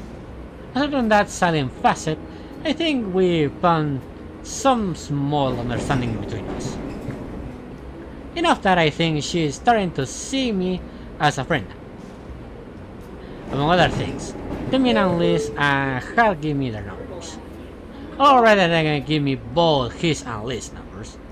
At first, I thought that Liz would be mad at Damien, had basically doxed her, but she didn't seem to mind when he explained his reasons. I also got Ben's numbers and he figured we'd be doing a lot more than team projects in photography class. My eyes roll over the past messages from my new friends. Beacon and Ghost are rereading them that I nearly missed the announcement of my stop. I scrambled to get off the metro to the glassing doors, just catching my jacket and forcing me to yank it before I dragged down the tracks. Not going to be to let that brick mud down through. It's Friday, meaning after today's country weekend. It's a quick walk from the station and I can see the school enter my field of view now. The school looks completely boring. Is it closed? Weird. I look around at some of the small stores that surround the school, the ones that are usually staffed with student workers. They're also empty. One of them has lights on, but it just looks like the manager's looking over for some paperwork inside. I don't recall any announcement about holiday today, and while I admit to having forgotten what day it was in the past, I'm absolutely certain it's Friday. So, where is everyone? Even the entry to the school is boring. The door probably won't even open. Yep. Hello? Glance away from the camera watching the door. It doesn't respond. You know what? The mean will know what's going on. I flip through my contacts and find Damien's number. I put the phone to my ear and pray that he picks up. After a minute or so of waiting, the dial tone cuts and I am surprised by Damien's voice. Yo, what up, Nico? Hey Damien! I'm at school right now and it looks like no one is here. Know what that's about? Huh? Well, yeah. There's a brief pause on the other end of the line. Did you hear? Hear what? Today's the last one day of the season, so everyone is celebrating. Celebrating? Yeah, we're actually having a cookout in my place today. Say, you wanna come over? The generous but spontaneous offer caused me to hesitate for a moment to respond. Thanks for the offer, Damien, but it's alright. I wouldn't want to intrude on your guys' party. What? It's no big deal and all, dude. My folks enjoy the company, and there's gonna be plenty of eats too. Plus, Olivia's here as well. I weigh my opinions. Either go to the party or I could just take the metro back home and sit on my room doing nothing. Inky, you still there, buddy? Yeah, still here. Was just clearing my schedule. You sure I wouldn't be an issue? Of course not, amigo. A friend of mine is a friend of the family. Well, alright then. Nice. I'll text you up the address. See you soon, compadre. With that, the call ends, and not a few seconds later that I get the text notification. D-Man, 61193 Cretons Road. D-Man, go to the long way around the neighbors, doesn't change his tone. I copy and paste the address and Google Maps on. Wait, Google Maps? Okay, that certainly is a really good play of words.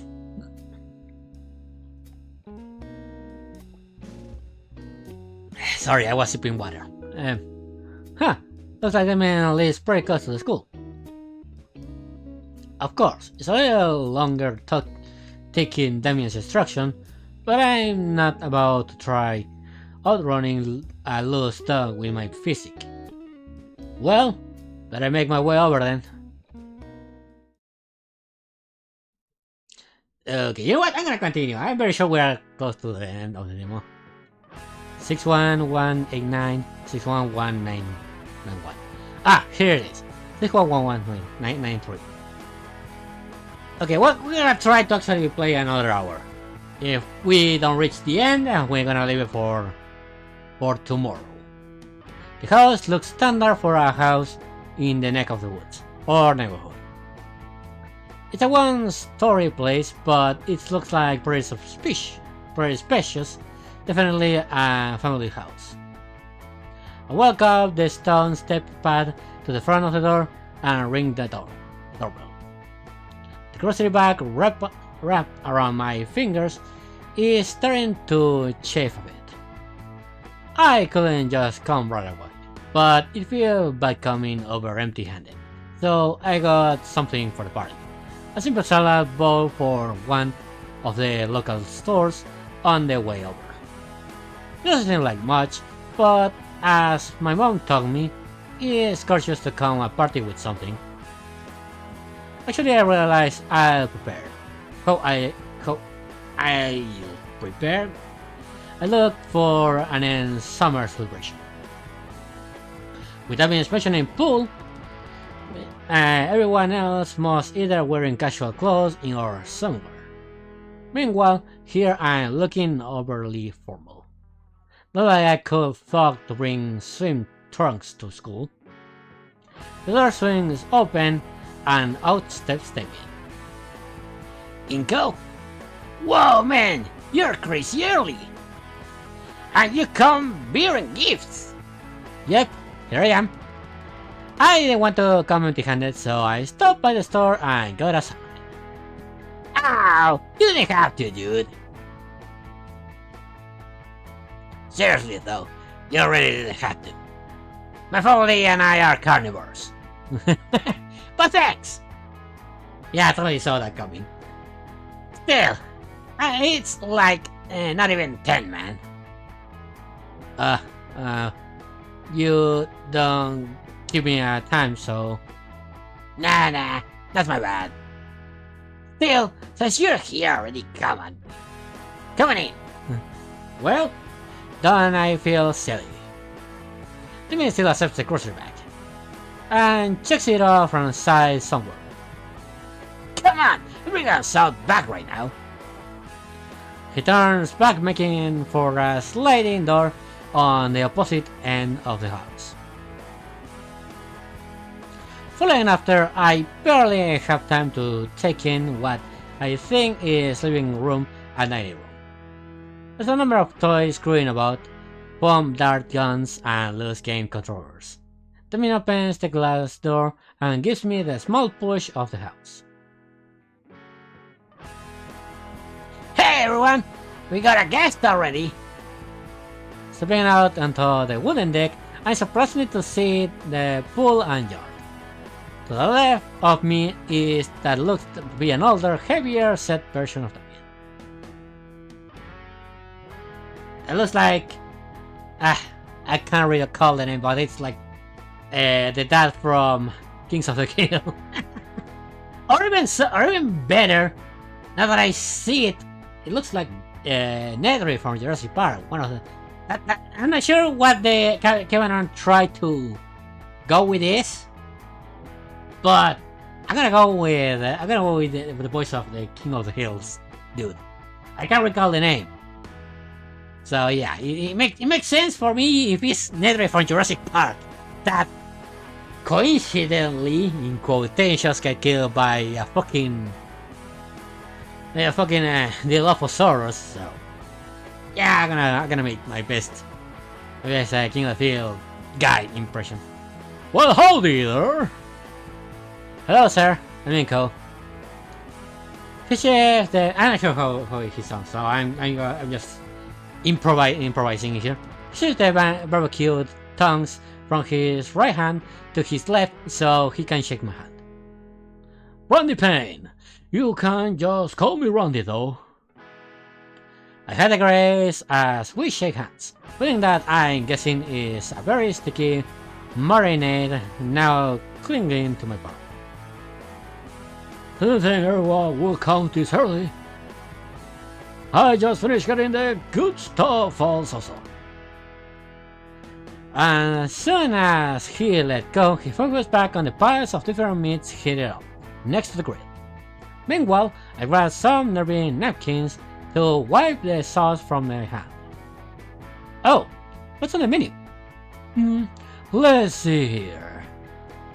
We got a brisket, flask, ribs, sirloin, tenderloin, top sirloin, bottom sirloin, roast, and shanks. That's a lot of cow. All marinated in my special mix of wet rub and dry rub seasoning. Oh wow, that's a lot of Randy. Me, Damien, and so I'll be doing it in shifts. If you're interested, I'll let you lend a hand too, if the missus doesn't rope you into carrying too much around. Sure, sounds fun. I never actually grilled before. It's not too tough, you'll see. Now that I'm here, I can finally ask Damien the questions that I've been in my mind. Hey Damien, so I've been curious this whole time. What exactly is this celebration anyway? Oh yeah, I haven't told you yet. Well, you see, when... Before Damien can perfectly explain, the motherly voice cuts him. Damien, sweetie, you shouldn't keep your baby brother waiting any longer. At the mention of the younger sibling, a tiny demon clone jumps to the deck, rolling in. Acid punch! Oh my! Oh god, why? Why? Beanie? Look, bro! Just like the Power Raptors! I told you I could do it! I'm so sorry, Inko. Bean said, this is why I don't want you watching those violent shows. The younger Daniel isn't listening. He's already run off and find another victim. You alright? Yeah, I'm fine. What's that? Really acid? No. But there, here, you should wipe that out. Now. I take the towel handed to me and wipe off the splotch in my pants from where Vincent has punched. The Dilophosaurus pets only gets more acidic after they reach puberty. I began to rub away the spittle from my pants with a bit or more of urgency. Okay, yeah, I totally get that one. Hopefully, he's more than his mother. Otherwise, you'll need a new pair of pants. Wait, that's an actual thing? Randy laughs. So, you must be Damien's new friend from school. Indeed, I'm Inko. Indeed I am, sorry. Damien's mom hidden pops out at the side of the deck with a tired smile. Hello, ma'am. Thank you for having me. Oh, I didn't knew we have guests so soon. I had cleared up more. So you can just call me Sophia, dear. Speaking of school, Damien told me that you were there. Why did you go in there today of all days? Honestly, I didn't even realize that today was a holiday. Usually I mark them on my calendar, but it must be flown over my head. It's not worries then. It's mainly us dinos who celebrate it. Yeah, let me tell me a bit about it, but I'm not sure I fully understand. In that case, I'll be more than glad to clue you in. It's called Summer Ends, as that today marks the last warm day of the season. After this, fall and winter starts rolling in. Huh, interesting. Well, it's probably make me sound stupid for asking, but how can you celebrate it? To be very simple, the cold might be manageable for warm bloods, but for us reptiles it's no bueno. So, we spend the last days soaking in the sun and enjoying the warm weather before it starts getting chilly. That makes sense. Now since, everyone's hearing extra layers, I'm putting up the heat lamps. So it's apparently used to Ice Age levels of frigid back in my granddad's age, so I guess we can consider ourselves lucky. Otherwise we will nothing but a couple of popsicles with our tails for sticks. The patriarch lets out a laugh that as infectious as his son. He wipes the tears from his eye and he goes back to flopping the meat on the grill. Anywho, we're gonna start cooking up the food, so make yourself comfortable. Thank you, sir. Randy. While I instead attend to the grill, I go to the banister overlooking the pool. It's filled with a couple of aquatic tools and air-filled floaties. Man, I wish my place had a pool. Well, I do have an extra jeans at home. Bringing one pair won't be a huge issue. Nah, on second thought, I'd be really annoying to deal with drying off and going home. I wonder how deep. Okay. Well, we find the spot. Actually, no. I saw the price. I gotta point it out. I saw the price right now. The hell are you doing here? I was invited. Focus in the face and not on the other things. Yeah, I saw the price. I saw the price. What the hell are you doing here? I live here, moron. Crap. Right. The minivan told me on the way. Anyways. Not really. Why are you here? Nobody was at school when I got here. Huh? Yeah. Check the doors and everything. They announced the holiday yesterday in the homeroom. Did you hear it? That's what Liz said over the PA yesterday. I thought that was a school anthem or something. Huh. Nobody was starring as I said. Classic King Kong. I'm gonna put it that it's a classic King Kong. Oh my god. Was me not even paying attention. But yeah, I asked them on WhatsApp. He told me there's something even going on and invite me. Olivia sinks a bit into the water actually. Stupid question, but are we really good to swim? There's that glare again. Of course, why wouldn't I be? I'm not sure you have, legs. That doesn't work. Well, Thankfully, she gets what I'm saying. Sorry? She simply rolls her eyes. I like it in the water. I kinda wish I knew about all this earlier. I have broke my trunks. No. I'm not sharing my pool with you. What? Why not? Instead of answering me early, Olivia tail whips up some water at me like a large wave. Yo, Inco, come check this out! Olivia takes the opportunity to slide back into the water. I think she's going a weird version of the Dead Man's Float. Well, whatever. What's them in general about? Yeah, they mean? Well, first, my little brother has something to say to you.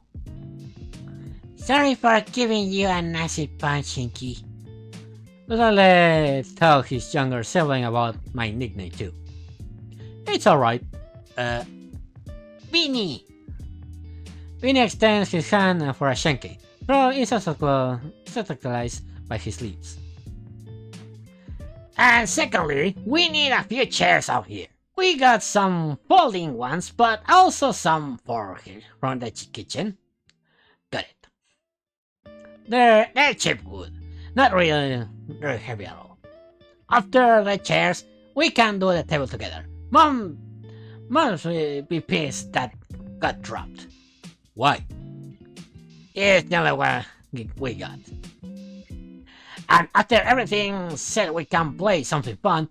Kate, little man. Mr. grins and bolts back towards the house.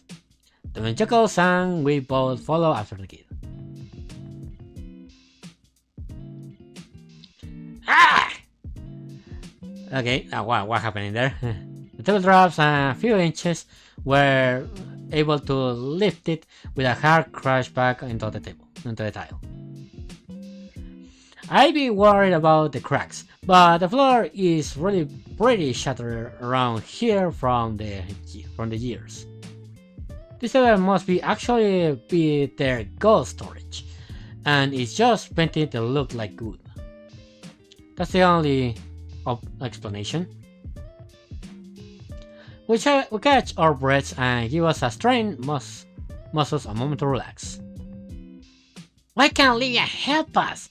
She's super strong. Olivia's enjoying herself in the pool, bro. We don't wanna ruin her time. Her chair thing has wheelies. We can use that. Not gonna happen. Yeah. I think it might be a bit small. Not fair. She's gonna go to her room soon. Why can't she help? Hey, come on. Not in front of any guest, okay? It's true though. You know though. You don't know that. Come on. The Demian me pouts. I think I got a better grip on the table now. Let's try one more time. Okay, I'm ready. 1, 2. Wait. Huh? What's up?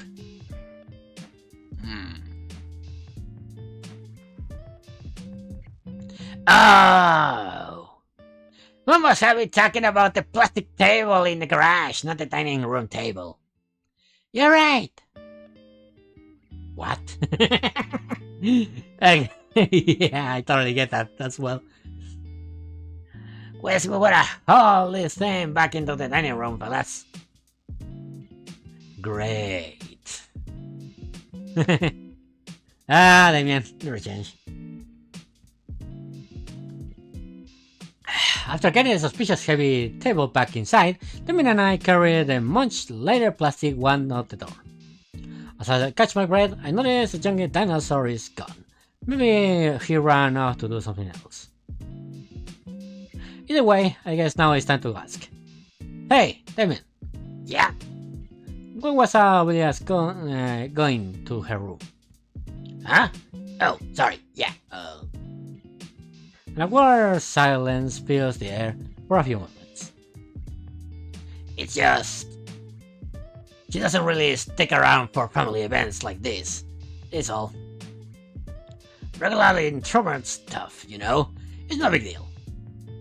And your parents are okay with that? Why don't you date me? She is her own person. Right. She usually makes appearances for food.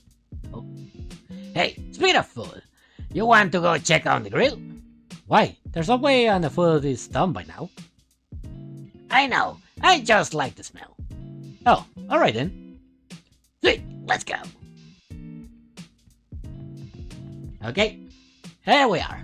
As we make our way over to where Damien's dad is mending the grill, I catch the whiff of the spices and marinades applied to all the meat. Sophia's accompanying him, helping to place the meat on the grill. How's it coming along, Pops? You're making any how I like him? You know, son, we have a look for yourselves.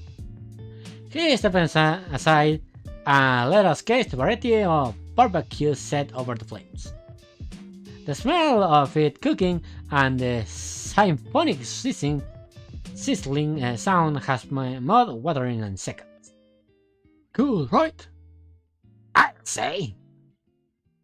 Randy uses a pair of tongs to grab a piece of steak that looks halfway cooked. The secret is that you gotta let these babies have some time getting seared on each side.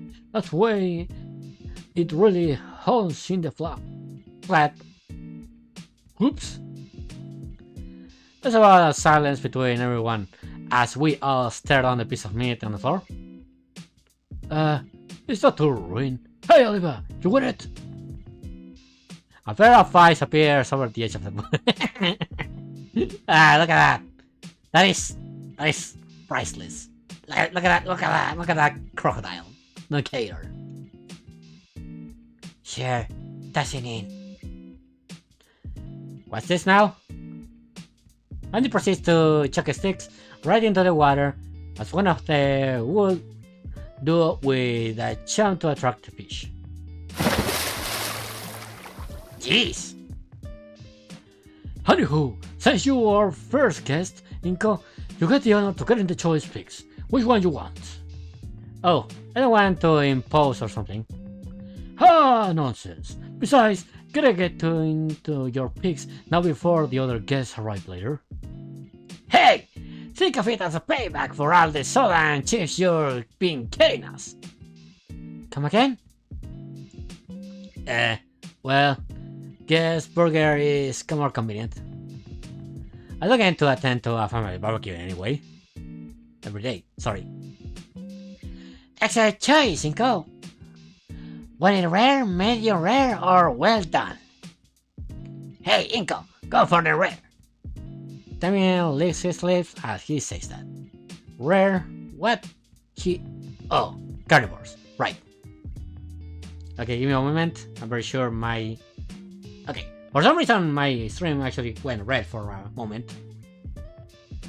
But it's green right now, so I think I'm okay. I'm pretty sure a raw burger will kill me. I'll take my burger well done. Yeah, I'm sure you'll want to catch up with it too, huh? Come on, Damien. Our well done burger coming right up. Yeah, not going to take any chances. Just saying, you're missing out, amigo. I'm pretty sure your mother was just messing with him. We never served that sort of thing to a guest. There's no way we could afford the sweet. Mr. Randy lets out a hurly guffaw as he left the burgers on his grill. It's alright, son, though it might not look like it. Wakadara eats a share of humans. For what I know, you guys can eat anything, right? Eat about anything, right? Raw meat aside. I mean, yeah, I guess. Must be nice to be able to just grab whatever's on sale on the market. Meat prices these days are getting pretty lazy. I've seen some of the synthetic meat around. That might be cheaper. Why not try it out? Yeah, I totally understand why. With that sentence, I think I screwed up. Yeah, I totally screwed up. All of those guys are not into synthetic meat. Again, I even myself have someone that actually is a vegan in my work, and he says, "Why don't you try out these burgers? These are vegan burgers." I definitely tried it out, and I said, "Nope, not anymore." I like the taste of death. So yeah, I can totally see that. Even agree. Okay, I get it. Sorry. There's one taboo I stumbled into at first. Noted. I better check this out before things gets any more awkward. So, hey Damien. I've been curious this whole time. What exactly is this summer end celebration anyway? Didn't my dad tell you earlier? It's the last warm day of the year or whatever. Yeah, I get the part, but why is that holiday? Ah, that. Actually, I don't really remember either.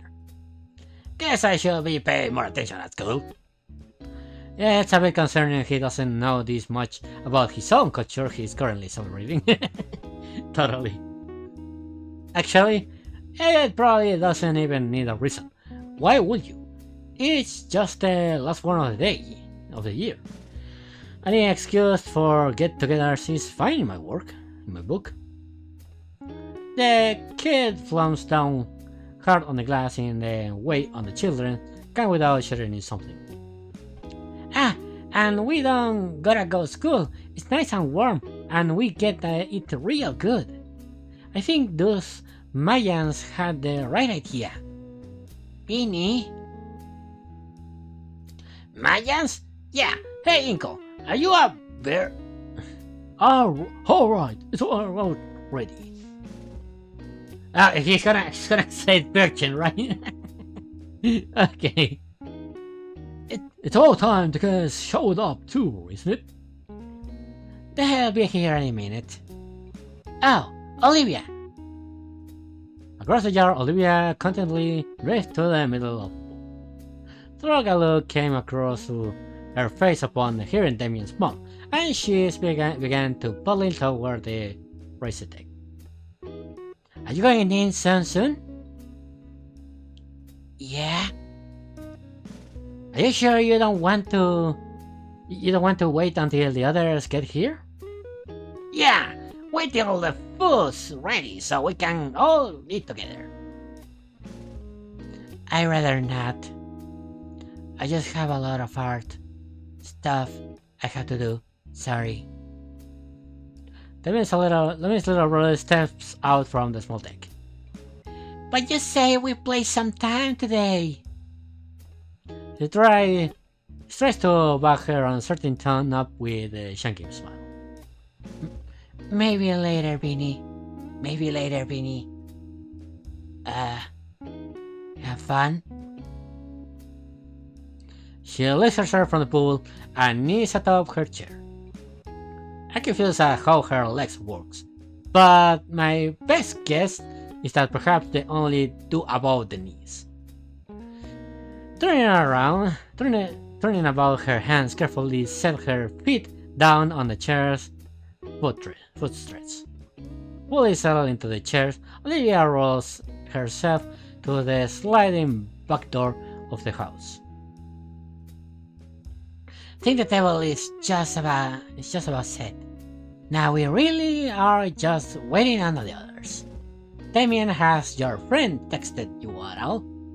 Yeah, Liz says she's been here about now. Oh, it's Liz. Oh, it's Liz. Nice. She's bringing her uncle too. Oh, snap. That's nice. I'll be out of the Bezkistan. In fact, Damien shook his eyes and looks over behind me. I turn too, but at this angle I can't see anything. Yeah, they're in front yard. I'll go get him. Damien rushes through the back door into the house. A moment later, he emerges again as he shows off the new guest. Come on. Okay, that's Liz. Come on, don't make it weird. Hi, everyone. Oh, Inka, you're here. Yeah, I go roping. Neat. Come on, Uncle Mikey. Uncle Mike, through here. Hey, now, I'm not that old. Oh, hey, it's a giant figure slips through the door. It's well, man, I'm not sure how it's called. Sorry, I kind of forgot the names. That is not what I told him to get. Oh, he's getting a golden chair. Yeah, I thought I didn't see it. Yeah, if I'm not mistaken, I told him to get a small one, not that one. Hi, Michael. Randy, how are you? The two of each other back to the spikes and give a firm handshake. Doing good. How about yourself? What with the... Oh shit, sorry. What with that ridiculous get-up as a Mardi Gras? Oh, no, nothing like that. I've been just trying to relate a bit more on the younger generation recently. It seems just being too different these days and all. Oh, come on, let me get stuff to the kids. Then he sees me. Oh, Mr. Ferris? You know him? Yeah, we met. He takes the same train as me.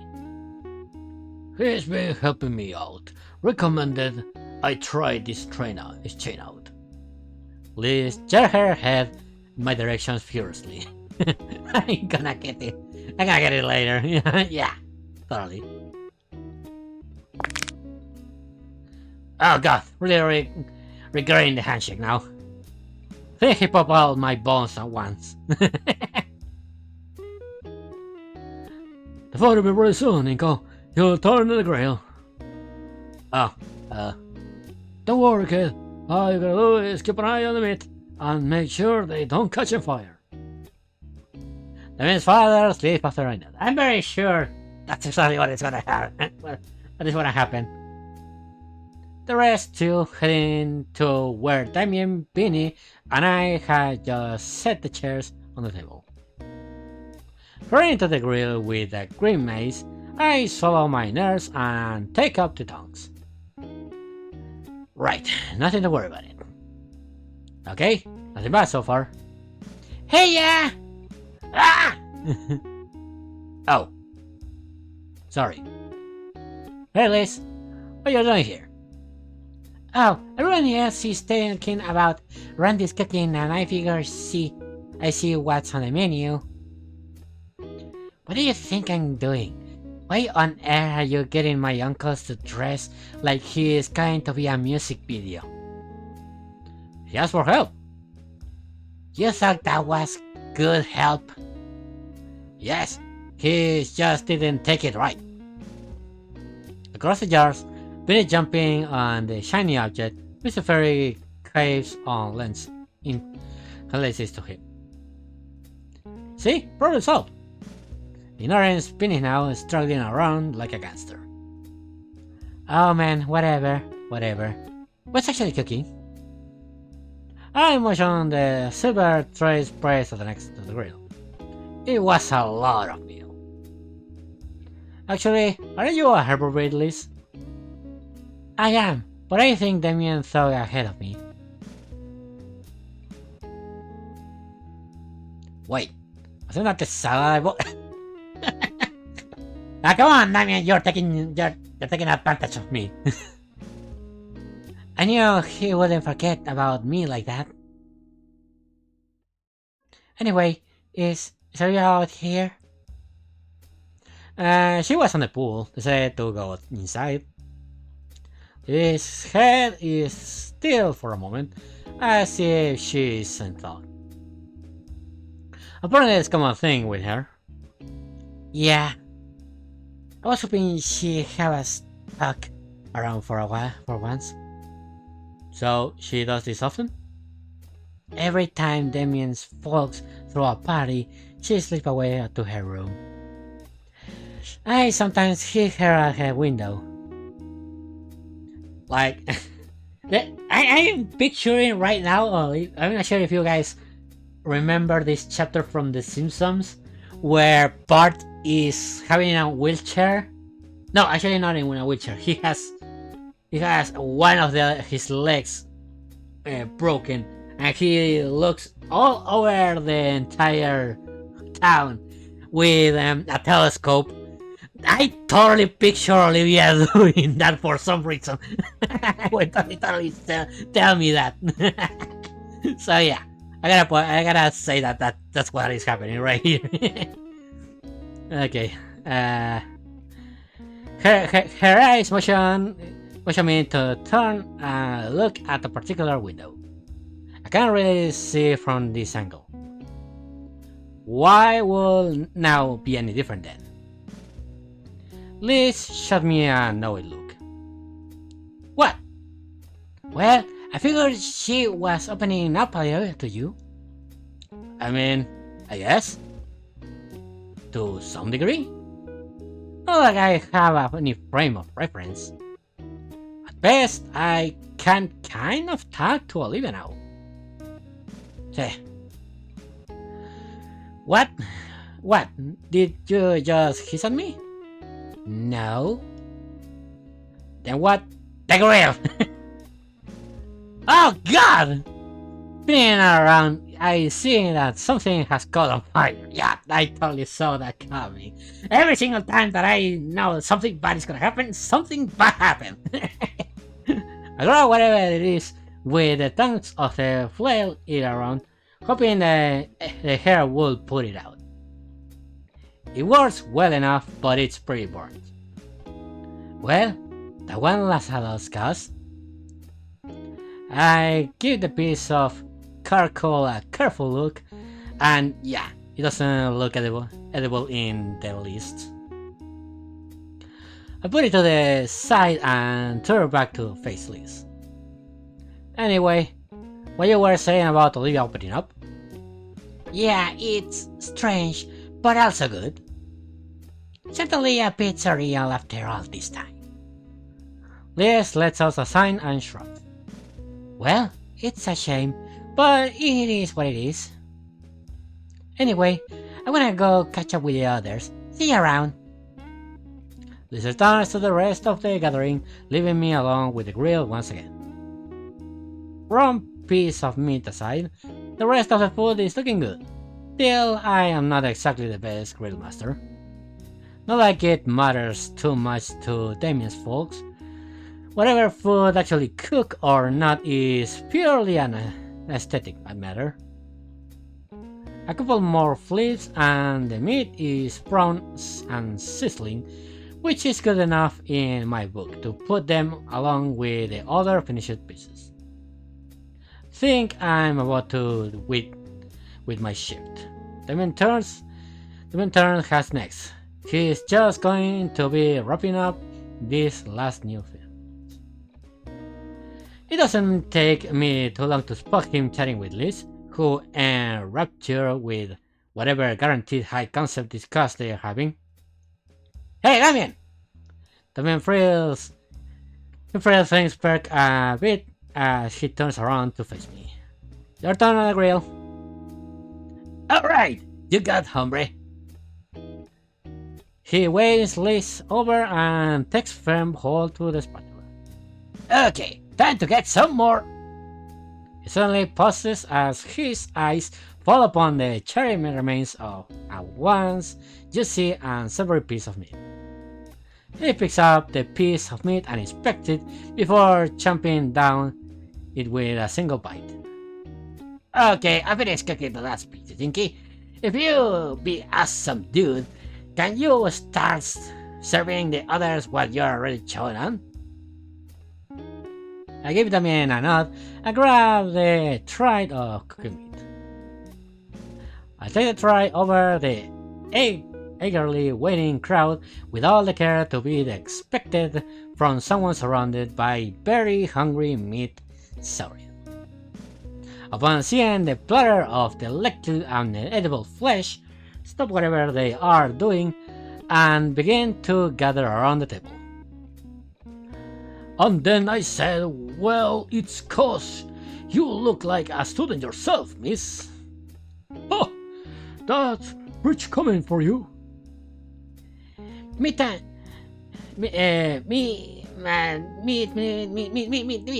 Says me. It's finally here, Vincent. Now remember your manners. Hopefully with my salad too. Seems like everyone's having a pretty good time with their meal. They're being it the ones that I cooked, so I can see Damien's little brother making a slight face of disgust, still without chopping on the meat out of the way. All in all, I'm pretty satisfied with how my cooking turned out. I take a seat next to Damien and Liz and prepare my meal before I dig in.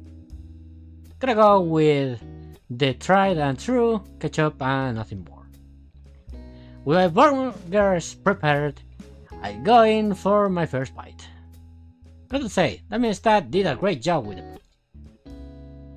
So, what do you think, Kingo?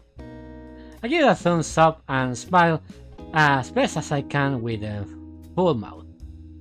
The elder dinosaur gives me a toothy, sauce-stained grin in return. I can see where Damien gets that toothy grin of his. Separating the well-cooked meat, patty, and bones with each bite, I slowly lose myself in the party's mood. So I felt more ancillary from it, seeing the adults lost in work talk while Damien is handling the excitable Swiney. Coming around a mouthful of burger, my eyes wander. The entire yard is smaller than mine, and there's a ton of toys scattered in the low-cut grass. Not too many plants either, just a glass and a couple of shells running alongside the fence. The word quiet comes to mind. Maybe intimate, I could picture the kinds of events that happen back here. I shake my head, clearing my photographer's mind away. It's Damien's place, private property. I have to ask before I do anything camera related.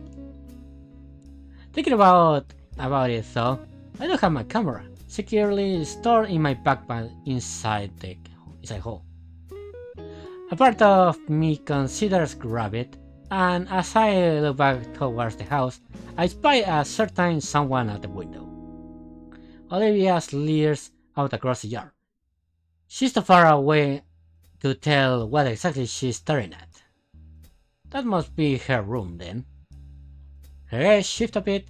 I still can't see what she's looking at, but it is in my direction, or Damien's.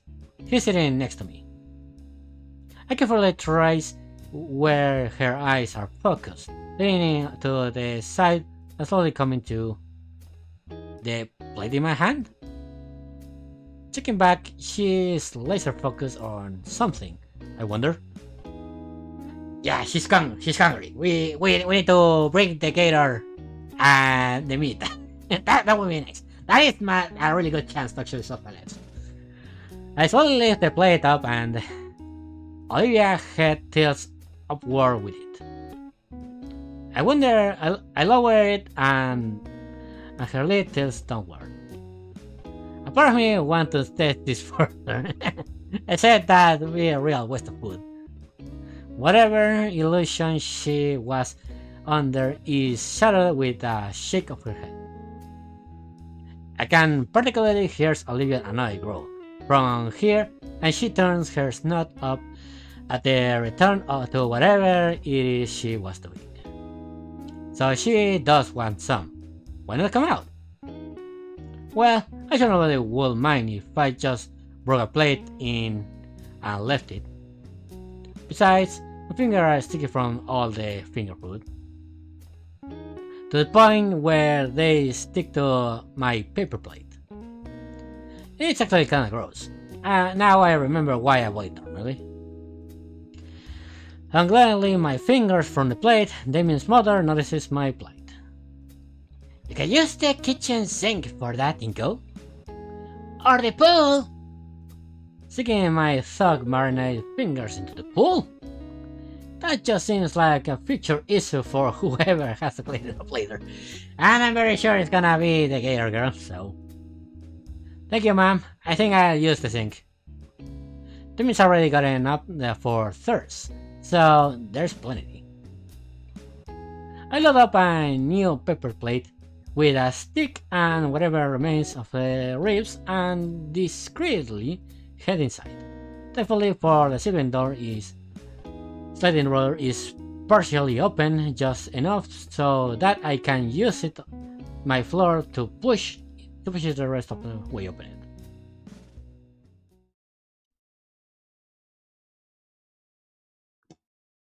Sorry, I just take a little bit of sip of water.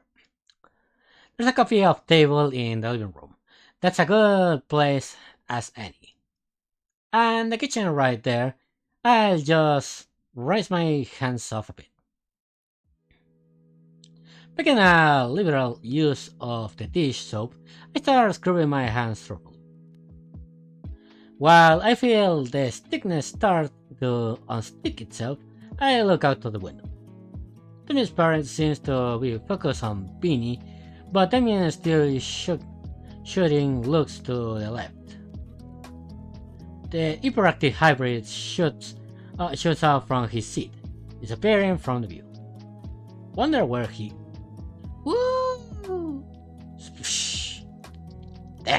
Glass to the sun and all. I guess he hid in the you know, in the pool. He was serious about washing hands in the pool. Man, I could go for a dip myself. The AC in here makes a huge difference. I must be 90 degrees out today. There's plenty of soda, so I'm not in danger of dehydration at least. But yes, I'm only noticing just how warm I still from stepping inside. I'm surprised there's no steam rising from me. Looks like a little red too. Good thing I didn't bring any sunscreen. Crap. You totally will. It's not that bad yet. Maybe the pines have some sunscreen around. Trust me, you don't want to literally be like that. I had a shit ton of sunburn. My worst sunburn that I ever had was when I was a kid. I literally sunburned my 2 feet. It wasn't pretty. I can totally right but it wasn't pretty. Now they're reptiles. They wouldn't have any. Maybe I just have to deal with it. My ankle starts hurting from being wrong so much. The smell isn't gone yet, but you're gone yet though. Anyway, should be clean enough too. Both of us are frozen still, like in the staring contest. The stick shoved in her mouth. She stares like a deer caught in headlights. She splits the stick back on the plate in her lap and grips the insides of her sleeves. Takes me a moment to collect myself to muster up some conversation. Yeah, your delivery came in. You want soda with that? The joke goes on like that. I tried. May as well. Hmm?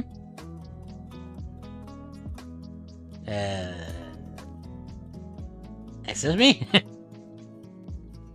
Need to get to the fridge. Oh! Sorry. I step to the side to give Olivia enough space. She rolls herself over to the fridge, opens it up, and roommates through. We exchange a few awkward glances, to the point that is palpable in the hair. So, what are you doing? Getting a soda. The kids taking your spot in the swimming pool. That's fine. I'm just gonna go crash in my room. When there's still party going on site? I'm busy with art stuff.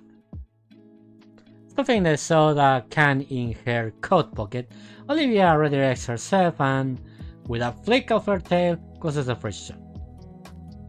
But what about the party? What about it? It's still going on. And? Look, I got stuff to work on. Even though it's holiday, it seems like the perfect time to get together with friends and family and... I'm not their family, if you haven't noticed. And I'm not going to be here for much longer. That's a new look from her. Was it because of what I said?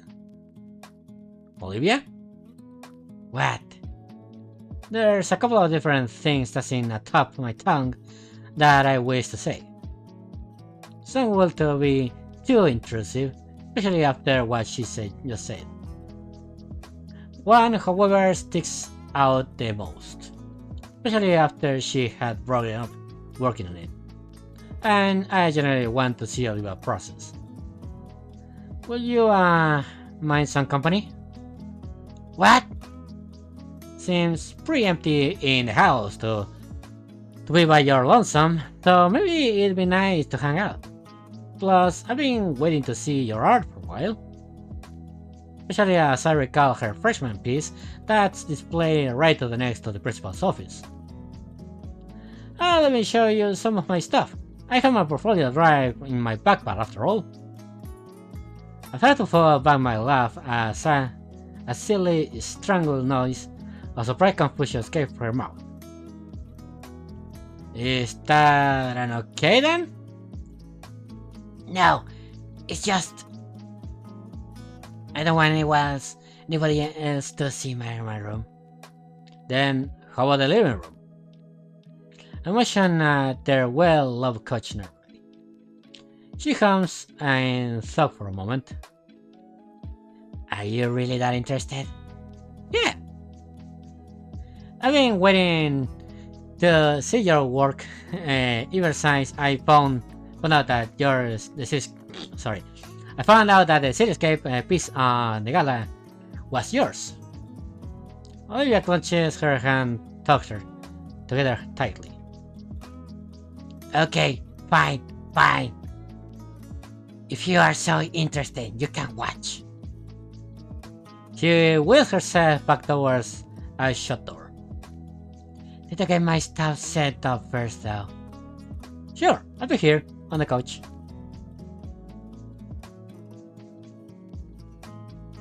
Yeah, I feel bad for missing out on the party too. But I thought I get another chance like this. Olivia turns with a small Hazel, already set up with a half-finished painting. She takes a moment to shake herself from her wheelchair to end of the couch right next to me. She's pretty close to me. I can feel her tight, barely brush against mine. But I try to pay no mind. The painting looks like a bust of a nondescript dino guy. Although with how barbaric these guys are, it could easily be a portrait of someone specific. This isn't that good. She rips the page off and crumples it in her hands. Starting over then. Don't interrupt. She takes a deep breath. The paintbrush nears the canvas slowly and gracefully, although it's clear her nerves are getting to her. Okay. Wait. Olivia looks down for a moment before she jerks her head back up, her face gaining a reddish hue. Dude, why you scooch so close to me? I didn't. You're the one who sat next to me. Oh. She looks away for a moment, realizing how over the top her reaction was. Olivia then does a double take at me, their brows furrowing. I swear to God I didn't move. What's wrong with your skin? I was born like this. Shut up, that's not. You know what? Yes, it is.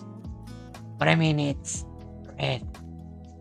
Oh, yeah, I think I'm sunburned. As I look over the red splotch on my hand, Olivia raises a hand and touches it. Oh, why? Don't touch it! Don't touch it! Never touch it! Jeez, that really hurts. Yeah, it does. I didn't think to get sunscreen on the way over. There wouldn't happen to be any here, right? Yeah, I thought so. Point taken. But there's some of those spiky plants outside. I lost something, I think. Just snap a leaf off. Mia's pain won't care, probably. I think I heard something about that pump before, yeah. Alright, guess I give it a shot. I get up and head back on the front door. Lo and behold, there were in fact a number of those spiky plants around. I walk up on the nearest one and carefully grab a leaf in a spot with dual spikes. It bends and snaps off pretty easy.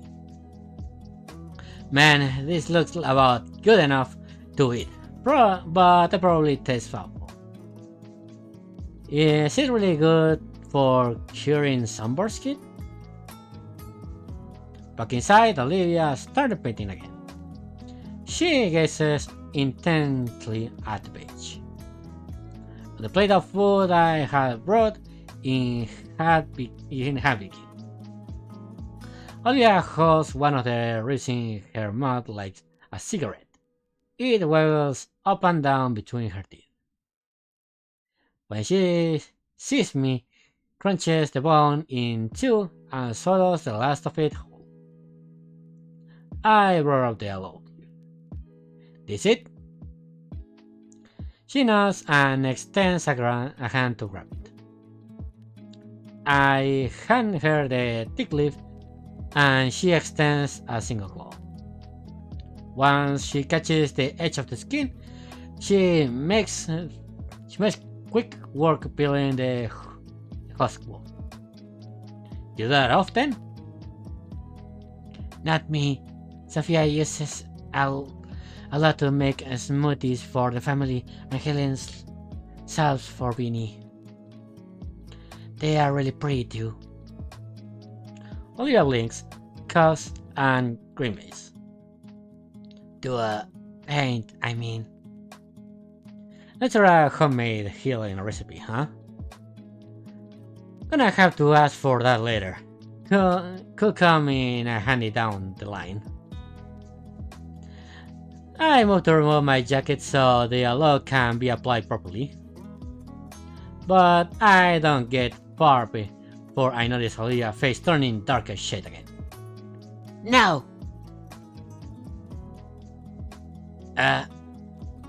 No need to remove your jacket, you bungo. Just roll up your sleeves and put the jelly on your neck. She hands me now the exposable jelly, all the while doing her best to not lock eyes with me. After rolling up my sleeves, I scoop out and dollop of the apoc substance. The feeling of relief hits me in the moment I spread across my neck. Man, this feels good. I start to apply more to my nose, cheeks, and most important, to the top of my head. As I do, I watch Olivia continue her petting, taking an extra attention to her blush strokes. The way she moves it down the canvas with such smoothness and gentleness shows her level of concentration. Not to rush, but also not to overly focus on the art either. Using the last of the alloy to cover my arms, I am fully covered in the rudimentary remedy. I take a second to throw the husk away in the kitchen trash, catching a glimpse of the party outside. Everyone looks like they're having a good time out there, except for Mrs. Sophia, who's currently trying to chase very soaked Vinny with towel. Back on the couch, Olivia's painting is starting to take a more defined shape. Unlike the cityscape piece, however, it looks more organic. She continues to paint in silence, occasionally doing a quick glaze at me to see if I'm still watching. I don't want to poke on Olivia for no reason now, but this might just be the only chance to ask. Hey, Olivia. Their family, the Pines. They seem like a lively bunch. What's that supposed to mean?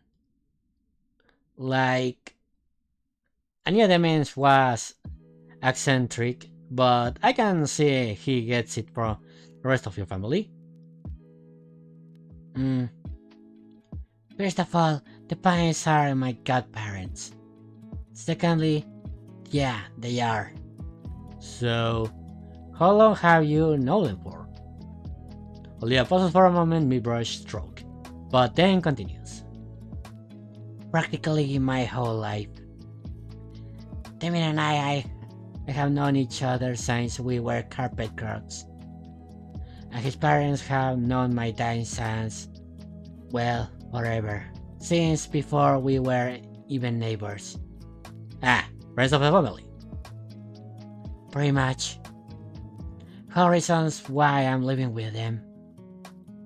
The morsels clam shut. Forget what I just said. The words were spoken with the tone tinged bitter with something. A tone I felt very familiar with, whenever my own family is brought up. Sure. The only sounds left now are her brushstrokes on the canvas. My focus turns back to the patch of blotchy red and pale watercolors slowly forming across white expanse. Occasionally Olivia Gray's eyes will glance my way before going back to her book. Compared to the more rapid pace of time-lapse art videos I had viewed, she was more deliberate with each of her movements. Pretty obvious signs most of those were done digitally, other thing I do not consider. Still staring at painting in progress itself, there's something uncanny about it. It's now more form, definitely looks like something. Lowering my shades with one hand so I can make out of the peachy pale and vibrant red colors of it, my other hand is programmed so I can try to trace it out in the air before me. Olivia looks back to me again, and glint of something shines through her eyes. Hold that pause now. Hey! How long have you been using me as a layman doll? Her hand fails to cover up the snort that comes from her nose, followed by a gremlin-like chuckle. I think she actually laughed like that. Consider it the price for seeing my process. I want her pound. Nope. Looking again is slowly becoming a watercolor bust of my front face. Like looking in a mirror, eh? Can you at least give me a good angle? Nope. Turning back to a mural do melanoma, yeah, there it goes. Olivia starts adding a brush of cream by my head. A sigh escapes my lips. Hey, I say stay still. Why? And I'm not that red. Another high-pitched giggle comes out of Olivia. It's called artistic license. Well, it needs to be renewed. Despite being the butt of her joke, I feel myself smiling. Must be the new seconds from her. It's the first time I think I seen her happy outside the Idacans class. And yeah, that laugh of hers is kinda infectious. The silence returns though the mood feels much lighter now. I feel so sorry for now. I know how long I've been holding this pose now. If I had to guess from the sunlight filtering into the house, it has been at least an hour. Mural do melanoma was almost done, and it was staring back at me with the most intensive eyes. Olivia's attention was left on one final detail. The hand holding its lowered shades. And thankfully she's finished with the sunglasses first, because the reflected light from the sliding back door had been searing my retina. Olivia, hush. She turns her head and focuses entirely on the hand held by my ear. Puppers moving rapidly to try to make it the very last detail. Her finger twitch and her hands hovers over the painted hand. Her eyes are now shifting between my hand and my eyes. Her hands is now quaking and growing redness of her face. The more she looks toward my eyes, the more her arms shades and face brightness. Finally, she turns away from the entirely, bringing both of her arms with her and away from me and the canvas. Okay. Okay? Her cheeks puff out as she exhales her hell breath. Okay. Finally, she turns the cherry red face to the canvas and inspects the near complete portrait. I mean, I totally see it, but I don't see the sunglasses. So, you have a 6 out of 10. I come back to this later. Oh, okay. Now, okay. The pointing is, the score is remaining then.